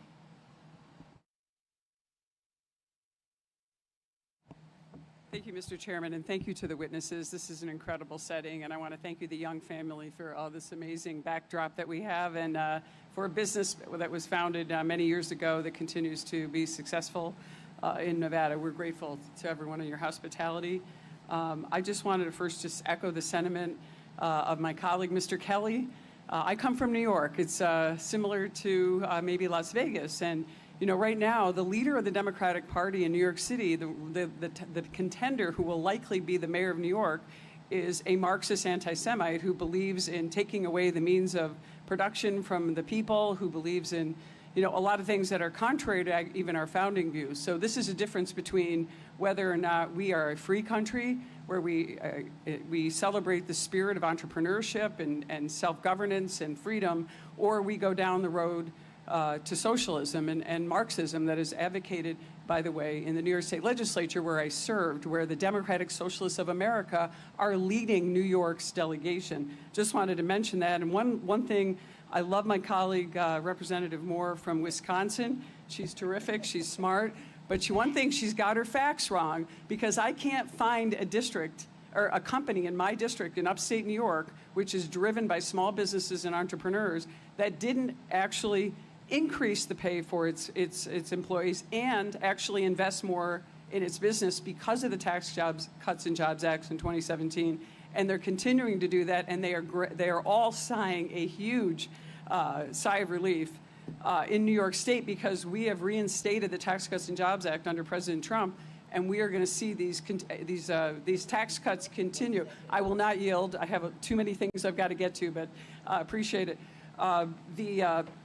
This is really important for New York. We are fighting against a Marxist regime in Albany, so every small business in New York is struggling. Every senior is struggling because of the high taxes, the high wage rates, the high energy rates, all the things that I feel like are happening under the leadership of the Democrats, not only in New York, but in Nevada, when I read some of these articles about energy and about some of the policies that are being put in place. So I first want to direct my question to Ms. Overman. I want to ask you, you mentioned in your testimony the importance of Social Security on seniors and the importance of having the deduction that we offered for the Social Security. You know, we would love to do a Social Security cut on taxes as President Trump wanted. We weren't able to do that because of the reconciliation rules.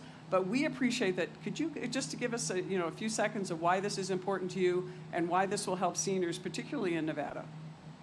I'd like to also mention that I've lived in New Jersey originally and moved from New Jersey because of the high taxes and moved out here because it was much lower cost of living rate. The last few years of President Biden's term, I was paying taxes on my measly Social Security, and I just could not believe that I was actually paying taxes. I didn't make a lot of money. When you work in healthcare as a volunteer manager in both hospital setting and in hospice, particularly in hospice, you do not earn a lot of money. My salary was very minuscule. I loved working with volunteers, and that's why I did it. And I worked in hospice for over 10 years, and I worked in hospital setting for approximately 20 years. I loved working with volunteers, and I felt that it was a very rewarding environment. Well, it was a very rewarding environment.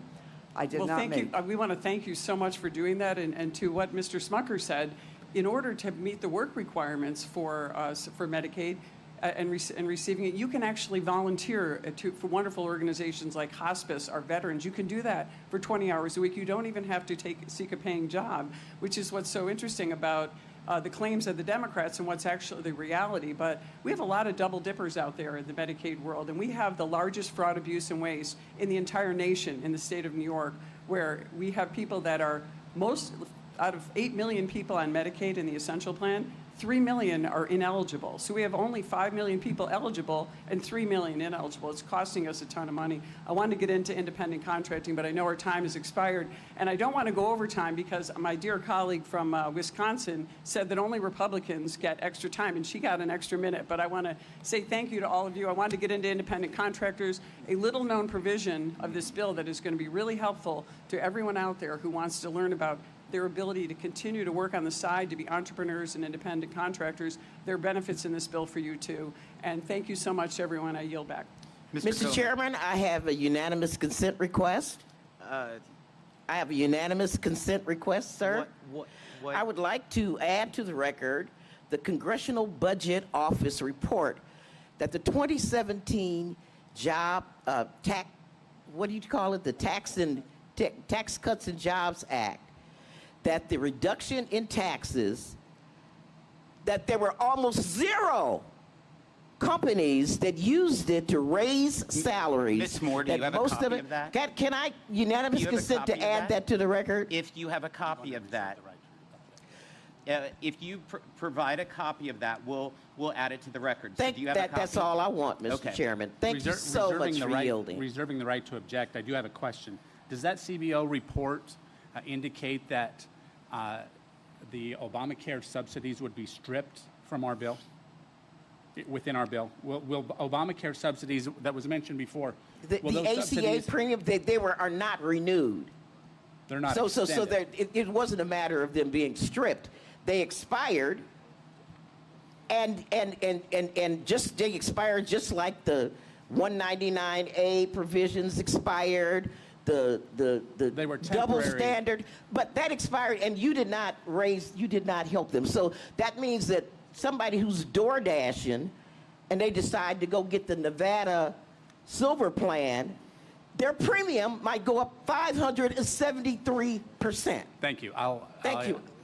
I Okay. will certainly Thank you both. Thank you, sir. And I love my colleagues, especially this one over here with the great jacket. I yield back. We definitely allowed Ms. Moore to have much more time than what she says that we allow Democrats. And I just want the record to show that. And what I would like to say in regards to the premium tax credits, which has gotten a lot of discussion that they both were discussing about, it is not in this bill. It's not even mentioned. It's not touched. So there's no way you can strip something out of a bill if it was never in it. Those tax credits were not renewed. It's my time, Ms. Moore. The tax credits expire at the end of this year, and it's important for the record to show that when the Inflation Reduction Act, solely passed by Democrats and no Republicans, extended the premium tax credits, enhanced them, they made it temporary, much like the no tax on tips, so that it would expire in 5 years. They could have made it permanent, but instead they made the electric vehicle tax credit permanent. Mr. And you could Gomez. have made it permanent too.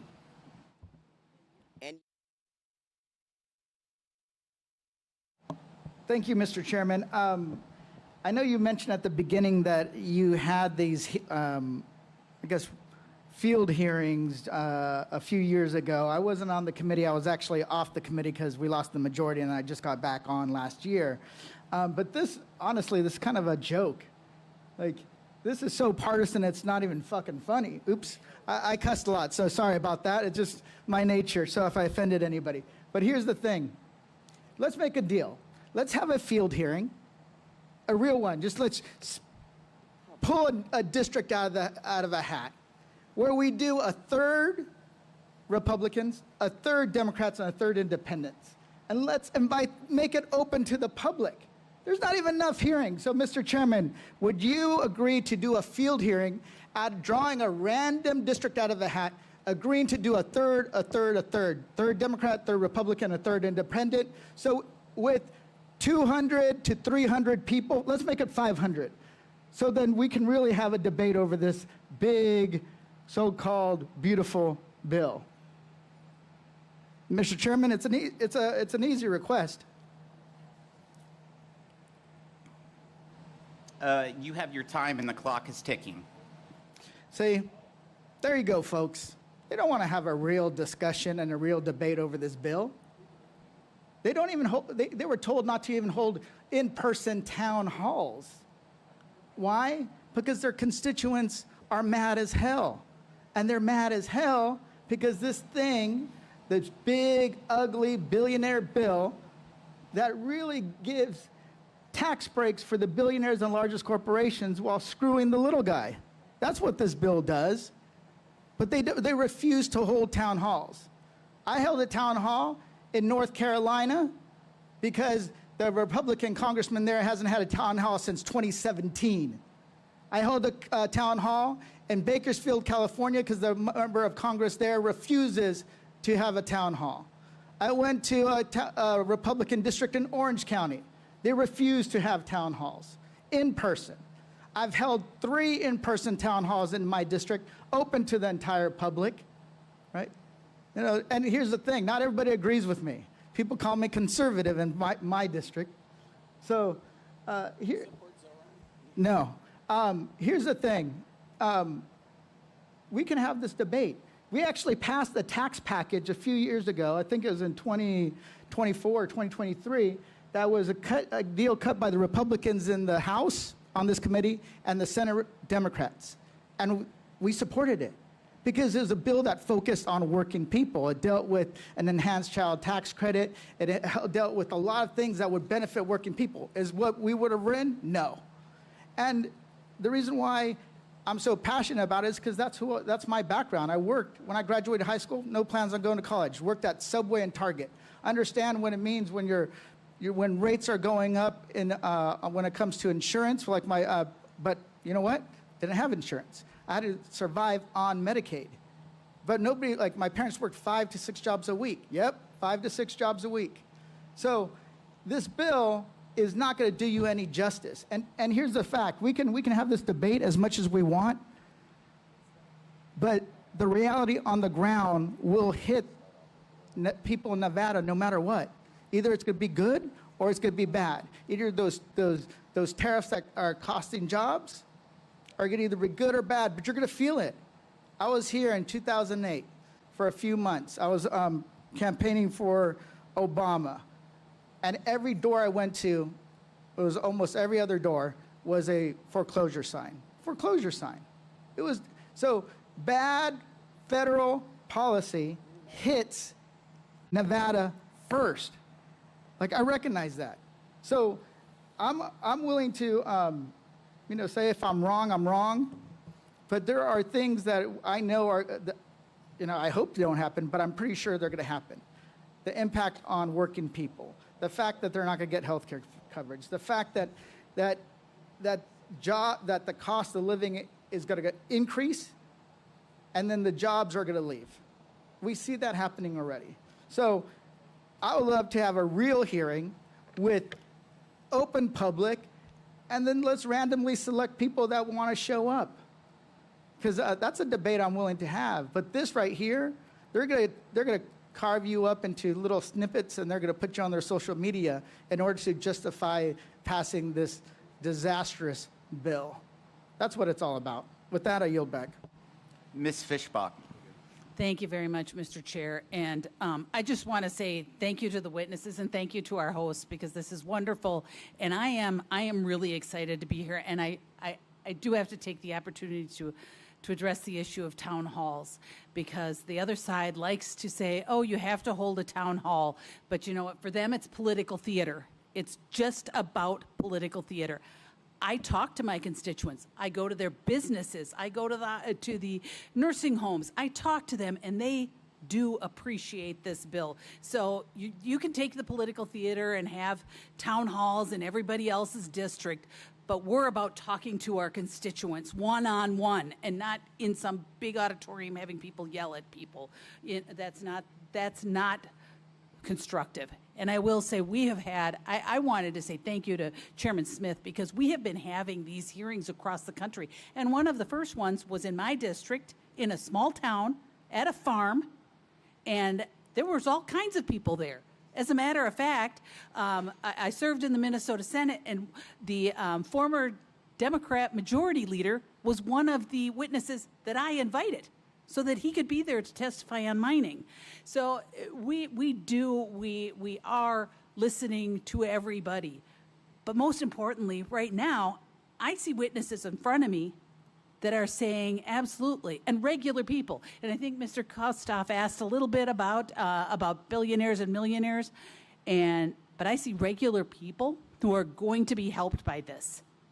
It is not fake. You are going to see real money in your pockets. You are going to see, and that's what you are telling us. And so I appreciate that, because we have a whole lot of regular people saying this is a good bill, and then we have one politician saying it's not. And I believe the regular people here, that this is going to help them. And so no matter what the critics say, it's the regular people that we want to talk to. And I appreciate all the stories, and I wish I could go through every one of them, because there's so much good in this bill. You know, we're talking about the no tax on overtime. We're talking about the no tax on tips. We're talking about the tax deduction on Social Security. We haven't even mentioned, the estate tax provisions that are going to help with estate tax, the manufacturing provisions, and the kinds of deductions we're doing there, the 199A deduction for small businesses. So we're not even talking about all of the wonderful things that are in this bill. And I certainly don't want to go over time, but I do want to just ask Mrs. Jones, you mentioned the child tax credit, and I want to know what that extra money is really going to mean for your family. It means a lot. We have kids at elementary all the way up to high school. So it gives us an opportunity to, we have a daughter that she could start driving soon, so we'll be able to help her purchase a car. So we want to show her work ethic. So when we're going to match what she brings to the table. We're not just going to hand her money. It's all about work ethic. So when people are sitting here saying that there's not people out there working, that the One Big Beautiful Bill is taking from people out there. It's not taking from people, it's taking from the lazy. That's the problem. They want to hand hard taxpayer money to the lazy, illegal aliens and say, hey, you don't matter. So I'm not going to raise my child to say you don't matter. We're showing her worth ethic. And the Big Beautiful Bill is showing her that too. And in regards to the statement about my husband's employees, yes, we struggle to help with making sure their benefits are paid. But coming here today, they were very proud. All 5 of them. And 3 of them are Democrats. And they said, give them hell. And here we are. Well, thank you. Well, I appreciate that. And, you know, maybe I should just ask, I've got about 30 seconds left. Is there any of the witnesses that wanted to respond to something quickly that maybe you heard that you want just a couple of seconds that... Okay, well, I appreciate it, and I am going to stay under my time, Mr. Chair, and I'd like a couple of brownie points for that. With that, I yield back. Thank you, Ms. Fishbach. Mr. Moore. Thank you, Chairman. Thank you for getting us out west as well, where the heat is actually just heat, and you don't have all of that humidity like we do in the swamp. So I'm a neighboring Utah resident my whole life, and represent Utah's 1st Congressional District. Thank you also to the Nevadans for helping host this and all the folks here. I wanted to say that I'm actually doing my part to make sure that your economy and tourism is kicked up. We just came back down here for a basketball tournament for my son's 12-year-old team. I won't apologize, though, for winning the whole thing and beating a Nevada team, so it's not all good news for you guys, but we are doing our part. And to Yesco, Young Electric Sign Company, an incredible place to host. I don't think we've had a more unique, awesome experience in not only just the amazing work that you do and that you've built, but this is a family-owned company. This industry, actually, the outdoor media industry, is uniquely family-owned enterprises. And I love being able to showcase the hard work that they do.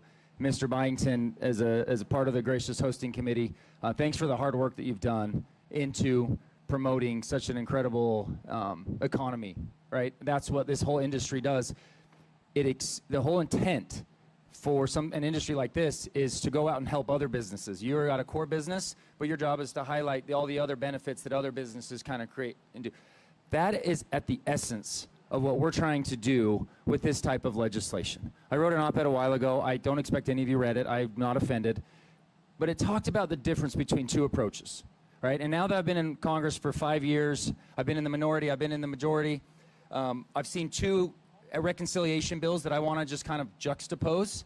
One is the American Rescue Plan, and one is the Tax Cut and Jobs Act, which is now extended and made permanent by the One Big Beautiful Bill. There's one fundamental difference. One empowers spending and a more bureaucratic approach and a more centralized approach to controlling that monetary supply, and the other pushes that decision-making and that monetary supply to, not monetary supply, but the savings, it pushes out to the economy. It pushes out to the individuals that are working in the economy, so they're able to make a bunch of decisions. And the intent is that if we're able to lower your taxes, you're going to go spend that somewhere else, and that business is going to do better, and then that business is also going to pay taxes. And that's why we don't see revenue dip when we decrease or make taxes competitive. We actually see consistent revenue growth. Utah is one state that has incredibly low taxes, but you see constant growth in what we're doing industry-wise and the ability to grow that revenue. It's vastly important. Ms. Jones, I was going to ask you a question about the child tax credit, but you just graciously answered it. I won't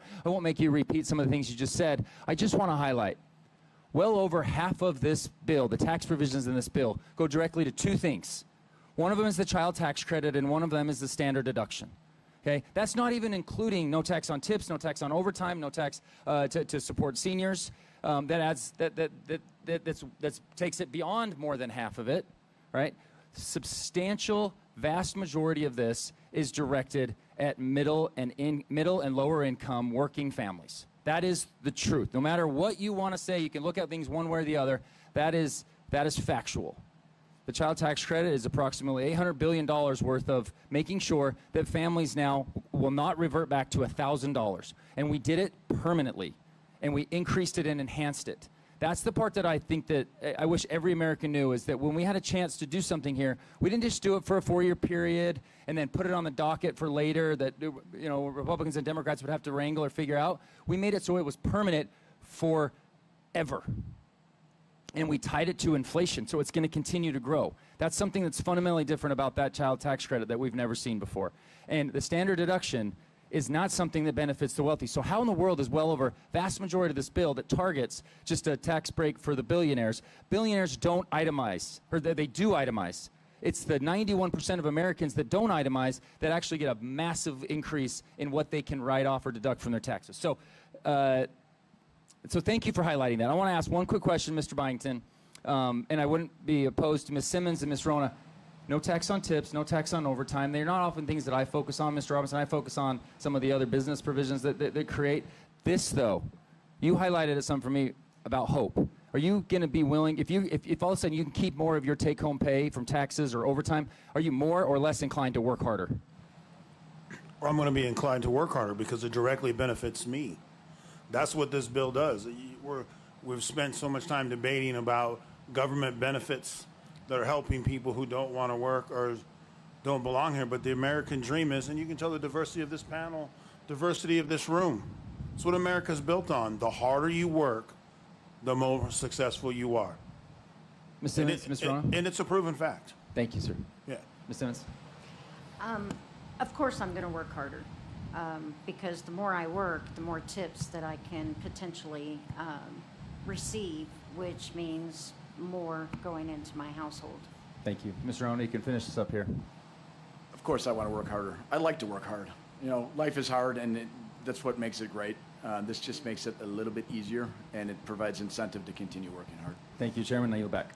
Thank you, Mr. Horsford. Thank you. A lot has been said throughout this hearing, and I agree. We need to reward work, not wealth. We also need to grow economic opportunity, not have policies that cause economic uncertainty. We can disagree about which party's priorities, but if we center rewarding work and creating opportunity, and we work in a bipartisan way, we can actually accomplish more together than we can apart. And I wish, Mr. Chairman, that we would have had more of an opportunity to work in a bipartisan way, because there's a lot of things that we could have gotten done had we worked together. Mr.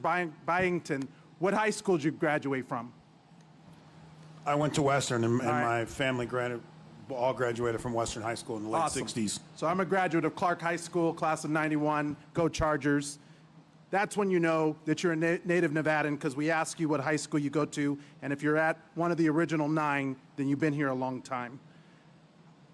I want to ask Senator Cannizzaro, particularly because 30% of Southern Nevada's jobs are in hospitality. They generate over $80 billion of economic activity. Unfortunately, these blanket tariffs have alienated two of our most important trading partners, Canada and Mexico, and the facts for themselves, they speak for themselves. It's down 8.7% just among international travel alone. Yes or no, have you heard from local business owners who are suffering due to the downturn in our tourism economy? Thank you for the question, very quickly. Congressman. Yes. Okay. So that's the problem, is that this bill will only make it worse. Republicans gutted in this bill Brand USA, the nation's official tourism marketing organization, by 80%. That's in this bill. Since 2013, Brand USA has attracted 10.3 million visitors and generated over $75 billion towards tourism. And for every dollar that it spends, it returns $20 in direct benefits. Senator Cannizzaro, with our state facing a projected $350 million shortfall, if tourism declines and worsens, will that threaten essential services for residents in Nevada? Yes or no? Yes, Congressman, absolutely. Mr. Rona, I am so glad to have a hospitality worker's perspective at this table.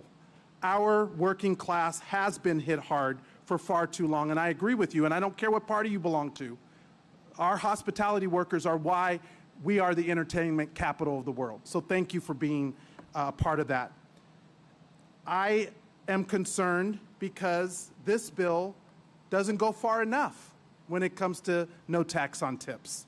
My tax on tips bill, the TIPS Act, would not only provide permanent tax relief without a cap, but it also closes loopholes to ensure that only those who are receiving the benefit, the hardworking hospitality workers, receive them, not others who could try to game the system. In Nevada alone, over 110,000 people could also lose their health care. Mr. Rona, don't you agree that temporary tax relief on tips will only go so far if workers are also losing health care and other supports for work, like housing? I can't speak intelligently on healthcare costs. Okay. All I have is my own my issues on that. If All I know is a work- good if idea is a tip good work- idea, and I right. would challenge you to extend these temporary cuts in the future to people like me, And to 'cause make we them could use it. permanent. And I thank you. If you were originally the one with the idea, that's a great idea. You know what? I'm not. You know whose the idea it is? It's the workers. It's never been about one person. And this is the thing. I don't care about Donald Trump or any one person getting credit. It's the workers who said, give us more of our hard work, let us keep more of our hard working money, but also let us raise the wage of tip workers. Because in America, outside of Nevada and in other states, they get paid as little as $2.13 an hour. That is not a livable wage, no matter how you cut it. Ms. Simmons, are you familiar with how these food banks are funded? And I want to thank you for the work that you do with Project Dash, because it's great work that's helping about 1,000 meals be delivered to homebound seniors. Are you familiar with how the food banks are funded? Because some of those meals that you deliver come from organizations like Three Square. I'm not really up on how they are funded. Okay. I do know that they do, they ask for donations. Absolutely. It's and- largely from federal government and private philanthropy. Three Square does a phenomenal job. Thank you for delivering those meals. And my heart goes out to you and to your husband. I ask for his continued blessings. Thank you. Mr. Chairman, I want to ask unanimous consent to submit for the record several recent articles about the effect of the Big Ugly Bill here in Nevada. First, from KTNV Las Vegas. What is the effect on the Las Vegas economy as tourism keeps declining? Here's what we found. 2, Nevada Independent. 1 in 6 Nevadans get food stamps. Many may lose benefits under Trump's big, beautiful bill. 3, Nevada Independent. GOP bill, biggest health care shakeup since Obamacare. Here's what it means in Nevada. Nevada Independent. Vegas isn't fun anymore if you're on a budget. Las Vegas Review-Journal. How will the big, beautiful bill impact health care in Nevada? Las Vegas Review-Journal. Las Vegas unemployment rate rises again amid tourism slump, the Trump slump. Las Vegas Sun. Nevada hospitals brace for impact of Trump's budget bill. Las Vegas Sun. Race is on in Nevada to install solar panels before end of tax credit. And number 9, Las Vegas Sun, Trump's budget bill stacks the odds against gamblers and threatens Nevada. 2 more. NBC News. The biggest political fight over Trump's mega bill are converging in Nevada. And just out this morning, Axios focus groups Nevada swing voters turning on Trump. And they turn to no tax on tips and the fact that it's not permanent, it's capped, and that it's not really going to give the relief. These are what Nevadans are talking about. And had we had a public hearing, these are what you would have heard from the majority of the people that I represent, that Dina Titus represents, that Susie Lee represents, and that Mark Amodei too. And so my only point, as I close, Mr. Chairman, is Without objection, that's entered into the record. when we get back to Washington after our August district work period, I would like to work with you and members of the Republican Party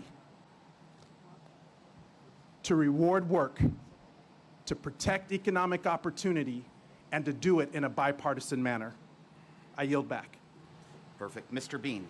Thank you very much, Mr. Chairman. A very good afternoon to you, and good afternoon, Las Vegas. What a great town you have, and this is where it all started. The centerpiece of the One Big Beautiful Bill, no tax on tips, started right here. So the chairman could have gone anywhere in America to have this field hearing, but he chose Las Vegas. And it's a beautiful town. I also am doing my part to spend lots of money here. All right. I haven't gambled, but I did go to lunch on the Strip, and I went to see a movie at a place called The Sphere yesterday, and it's an amazing venue. That's certainly going to be very exciting. Now, the chairman could have picked anywhere in Las Vegas to go to, but he picked Yesco, which is the maker of what's synonymous with Las Vegas, those beautiful neon electric signs. And so, Mr. Byington, I talked to Jeff Young, who is the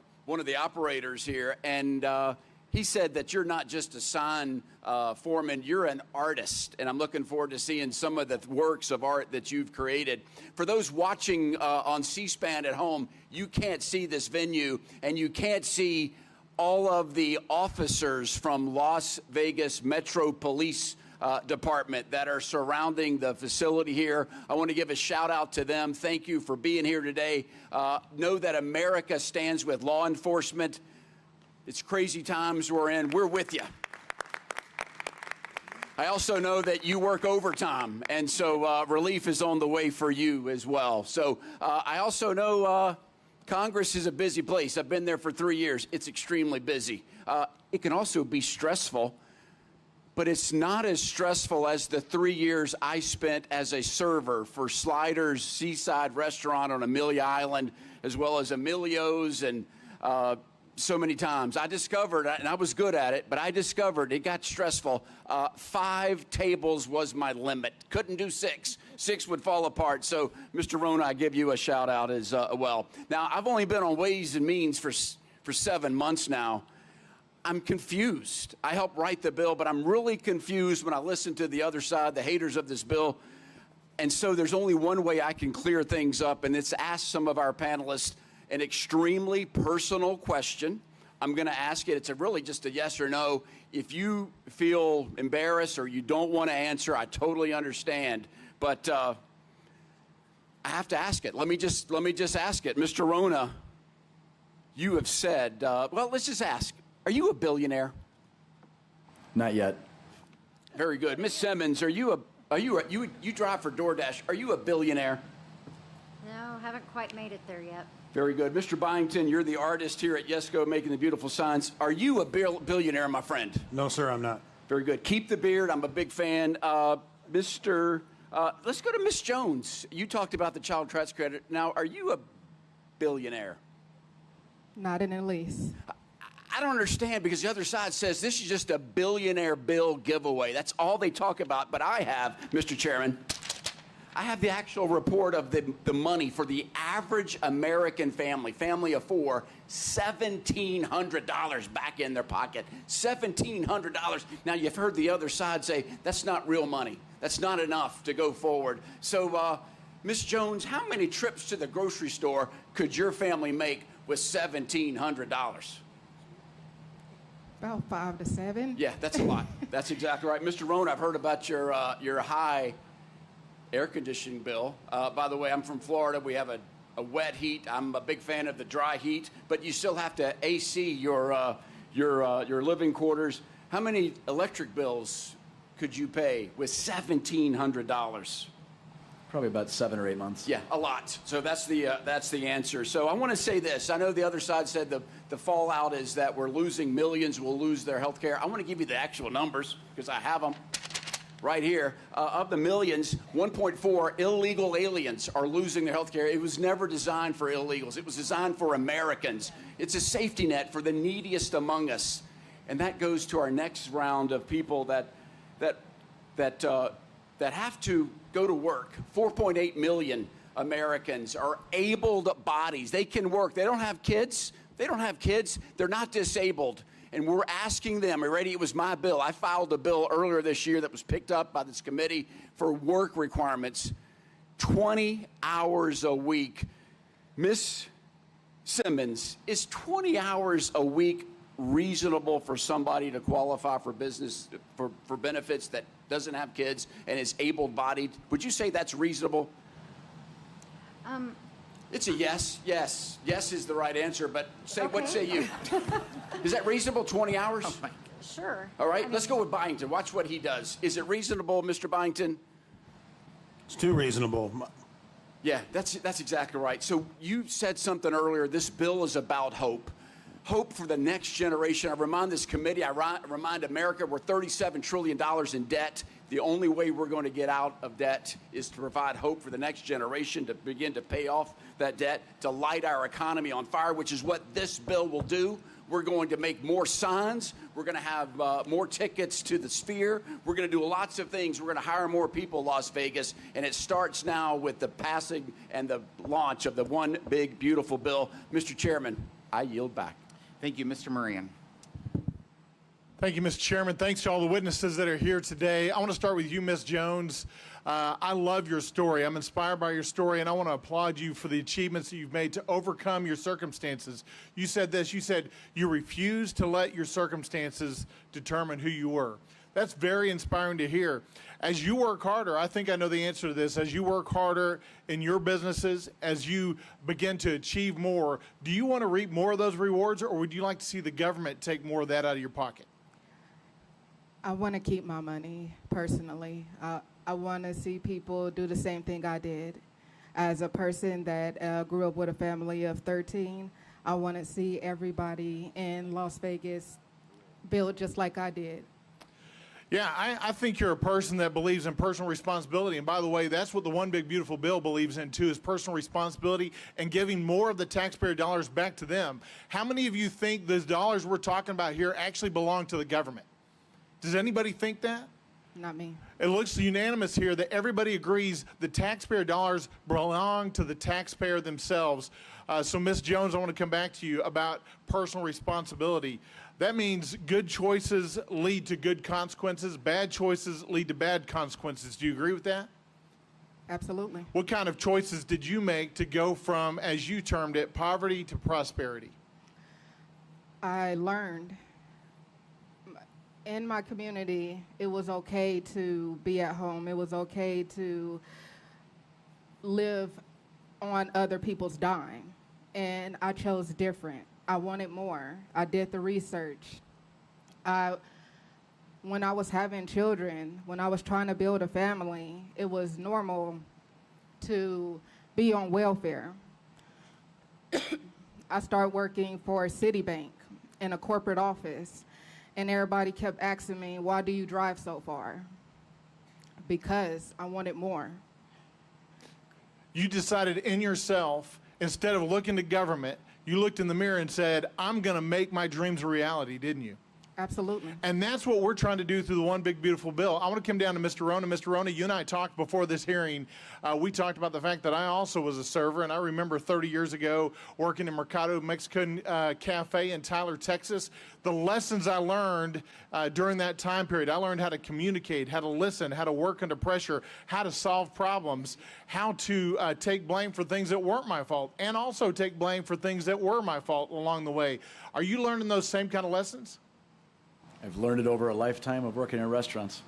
Yeah, I was surprised just a second ago. Mr. Horsford said, when talking about the no tax on tips provision, he said, quote, it's not going to really give the relief. He said that. But here's what the numbers would say. Will you yield? Because I will not Well, yield. you used my name, so. Yeah. That's exactly what you said, No, and I wrote it down as you said it. It's not permanent relief, is what I said. Let's just look at the next couple of years. So even in this next year, Mr. Rona, you and your wife are both servers. If you take advantage of the full $25,000 and assume a 20% income tax rate, you're going to have $5,000 back in your pocket in the next year. Is that real money to you? That's real money. Would you rather that the people at this table decide what to do with that money and who else to give it to, or would you rather keep that in your own pocket and to make your dreams a reality with that $5,000? I think I'm better at spending my money. Yeah, I do too. I absolutely do think that you're better at spending your own money, the money that you worked hard for, the money that you made good choices for, rather than the people at this dais. Even the people on my side of the aisle, as well-intentioned as we are, I think we get it wrong way more often than individuals do back at home. I'd rather see them have their money back. I'm going to end in this last minute by moving on to the Yesco folks. Mr. Byington, I want to come back to you because the Yesco story, we are here in this great warehouse where you guys have produced lots of great product over more than 100 years for individuals in this country. And I hearken back to the story where Thomas Young Sr. moved to the United States from England because of tough times there, and his father was a coal miner, but he saw in his son a dream of being an artist, and he gave him a $300 loan, and as a result of that, 100 years later, many, many people are employed, many products and services are being provided. This is the American dream. Following your passions, taking risks, working hard, investing your own money in your own future instead of depending on government, and seeing it pay off just like Yesco has seen it pay off. You mentioned earlier, a couple of quotes I want to mention. If you want it, hustle and work hard, you will be rewarded. We are giving people hope. This is what you said about the One Big Beautiful Bill. And finally, you said the harder you work, the more you will be rewarded. Sir, you seem to have been carrying that banner that started 100 years ago at Yesco truly and faithfully. I want to give you the last word to comment on what's been said today and to remind the American people it's their money, and if they work hard, they should be rewarded. Thank you. Fortunately, I'm able to work for a company, Miss Moore from Wisconsin, that gives back to their employees. This company does. Yes, this company does. These owners, they don't drive fancy cars, fancy houses. They believe in America, and they believe in the American people, and they reward us for us. And then this is a company, the harder you work, the harder you can rise. Sky's the limit. It's an amazing company, and it's a company that's family first. That's the main reason I work for this company, because other than profits and everything else, they do put family first. And I've been a testament to that, and I've felt that. So I want to thank them. You know, I guess maybe some other people aren't fortunate to work for us companies as good as I do. But I'm fortunate that way. They do give back to their employees. Whatever tax breaks these people get, they give back to us. Thank you, Mr. Chairman. I yield back.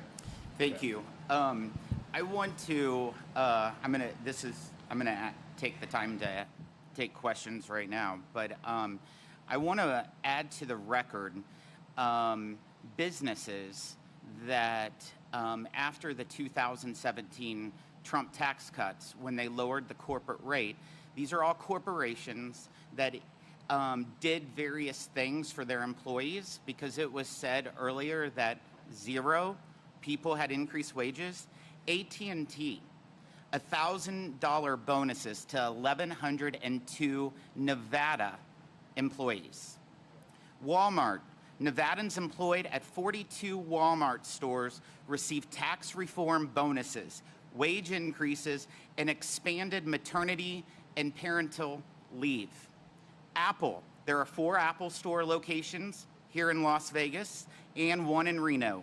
$2,500 employee bonuses in the form of restricted stock units. Home Depot, there's 21 locations in Nevada. Bonuses for all hourly employees up to $1,000. Best Buy, 13 locations in Nevada. $1,000 bonuses for full-time employees. $500 bonuses for part-time employees. CarMax is in Reno and Las Vegas. $250 to $1,500 bonuses depending on their length of service to their companies. The Starbucks Coffee Company, 253 locations in this great state. $500 stock grants for all retail employees, 2,000 stock grants for store managers, and varying plan and support centers employing stock grants. U-Haul, multiple U-Haul locations here because people's moving from other states to come to your great state. $1,200 bonuses for full-time employees. $500 is what they gave to part-time. TJ Maxx, there's 9 locations right here in Nevada. Tax reform bonuses, retirement plan contributions, parental leave, enhanced vacation benefits, and increased charitable deductions. And you know what? We've all had a Big Mac at McDonald's. McDonald's has 150 plus Nevada locations. They increase tuition investments, which will provide educational program access for 400,000 U.S. employees, $2,500 per year, up from what they provided, $700. I can continue to go on. Wynn Resorts, employee bonuses. Wells Fargo, they changed their base wage from $13.50 an hour to $15. So it had a huge impact by lowering the rates for those corporations, and they delivered for folks in Nevada. I also want to point out, we've heard people talk about all these folks that will be thrown off of Medicaid. Children are exempt, seniors are exempt. The only people that this affects is able-bodied, healthy adults with no kids. And when you break down of the 110,000 that is suggested in Nevada that will lose their Medicaid, 48% of that number, it's my time, 48% are able-bodied, healthy adults who just choose not to work the simple 20 hours a week or to volunteer the 20 hours a week. So they just lose it because they choose not to abide by the regulations. And then you have 16% that have access to other forms of subsidized health insurance, including the option to stay on Medicaid. And that's within the Congressional Budget Office. You have 13% that are already ineligible for the Medicaid program. And they've just been removed from the rolls. They should have never been on it, but they were on it and they were removed. 1.1 million in the country, or 11% in Nevada, are illegal immigrants that are no longer allowed to get Medicaid.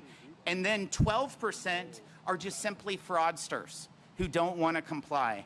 And so I think it's important to put that into the record. I want to thank you all for Mr. Chairman, will you yield? I'm still Of talking. the extra time you had. I just want to make one sentence, about the bonuses. That's like a one-time only thing. It's not an increase in Ms. wage. Moore, it is not your time. You've had your time multiple times. I'm the chairman.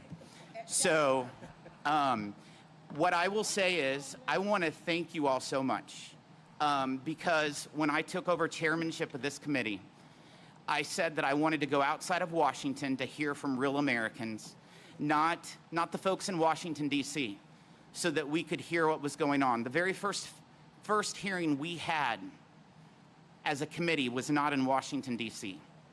It was in Petersburg, West Virginia, in a lumber yard. And it was called State of America's Economy, Appalachia. And we heard from working moms. We heard from small business owners. We heard from farmers. We heard from coal miners of the issues that they're facing. And started at that very first hearing, we took that information along with visiting 30 other states to craft the one big beautiful bill and to try to deliver for working families, small business owners, and farmers. And that's in fact what we did here. And we're going to continue to advocate for working families and small businesses and farmers. I'd like to thank you all again for appearing before us today. Please be advised that members have 2 weeks to submit written questions to be answered later in writing. Those questions and your answers will be made part of the formal hearing record. With that, the committee stands adjourned.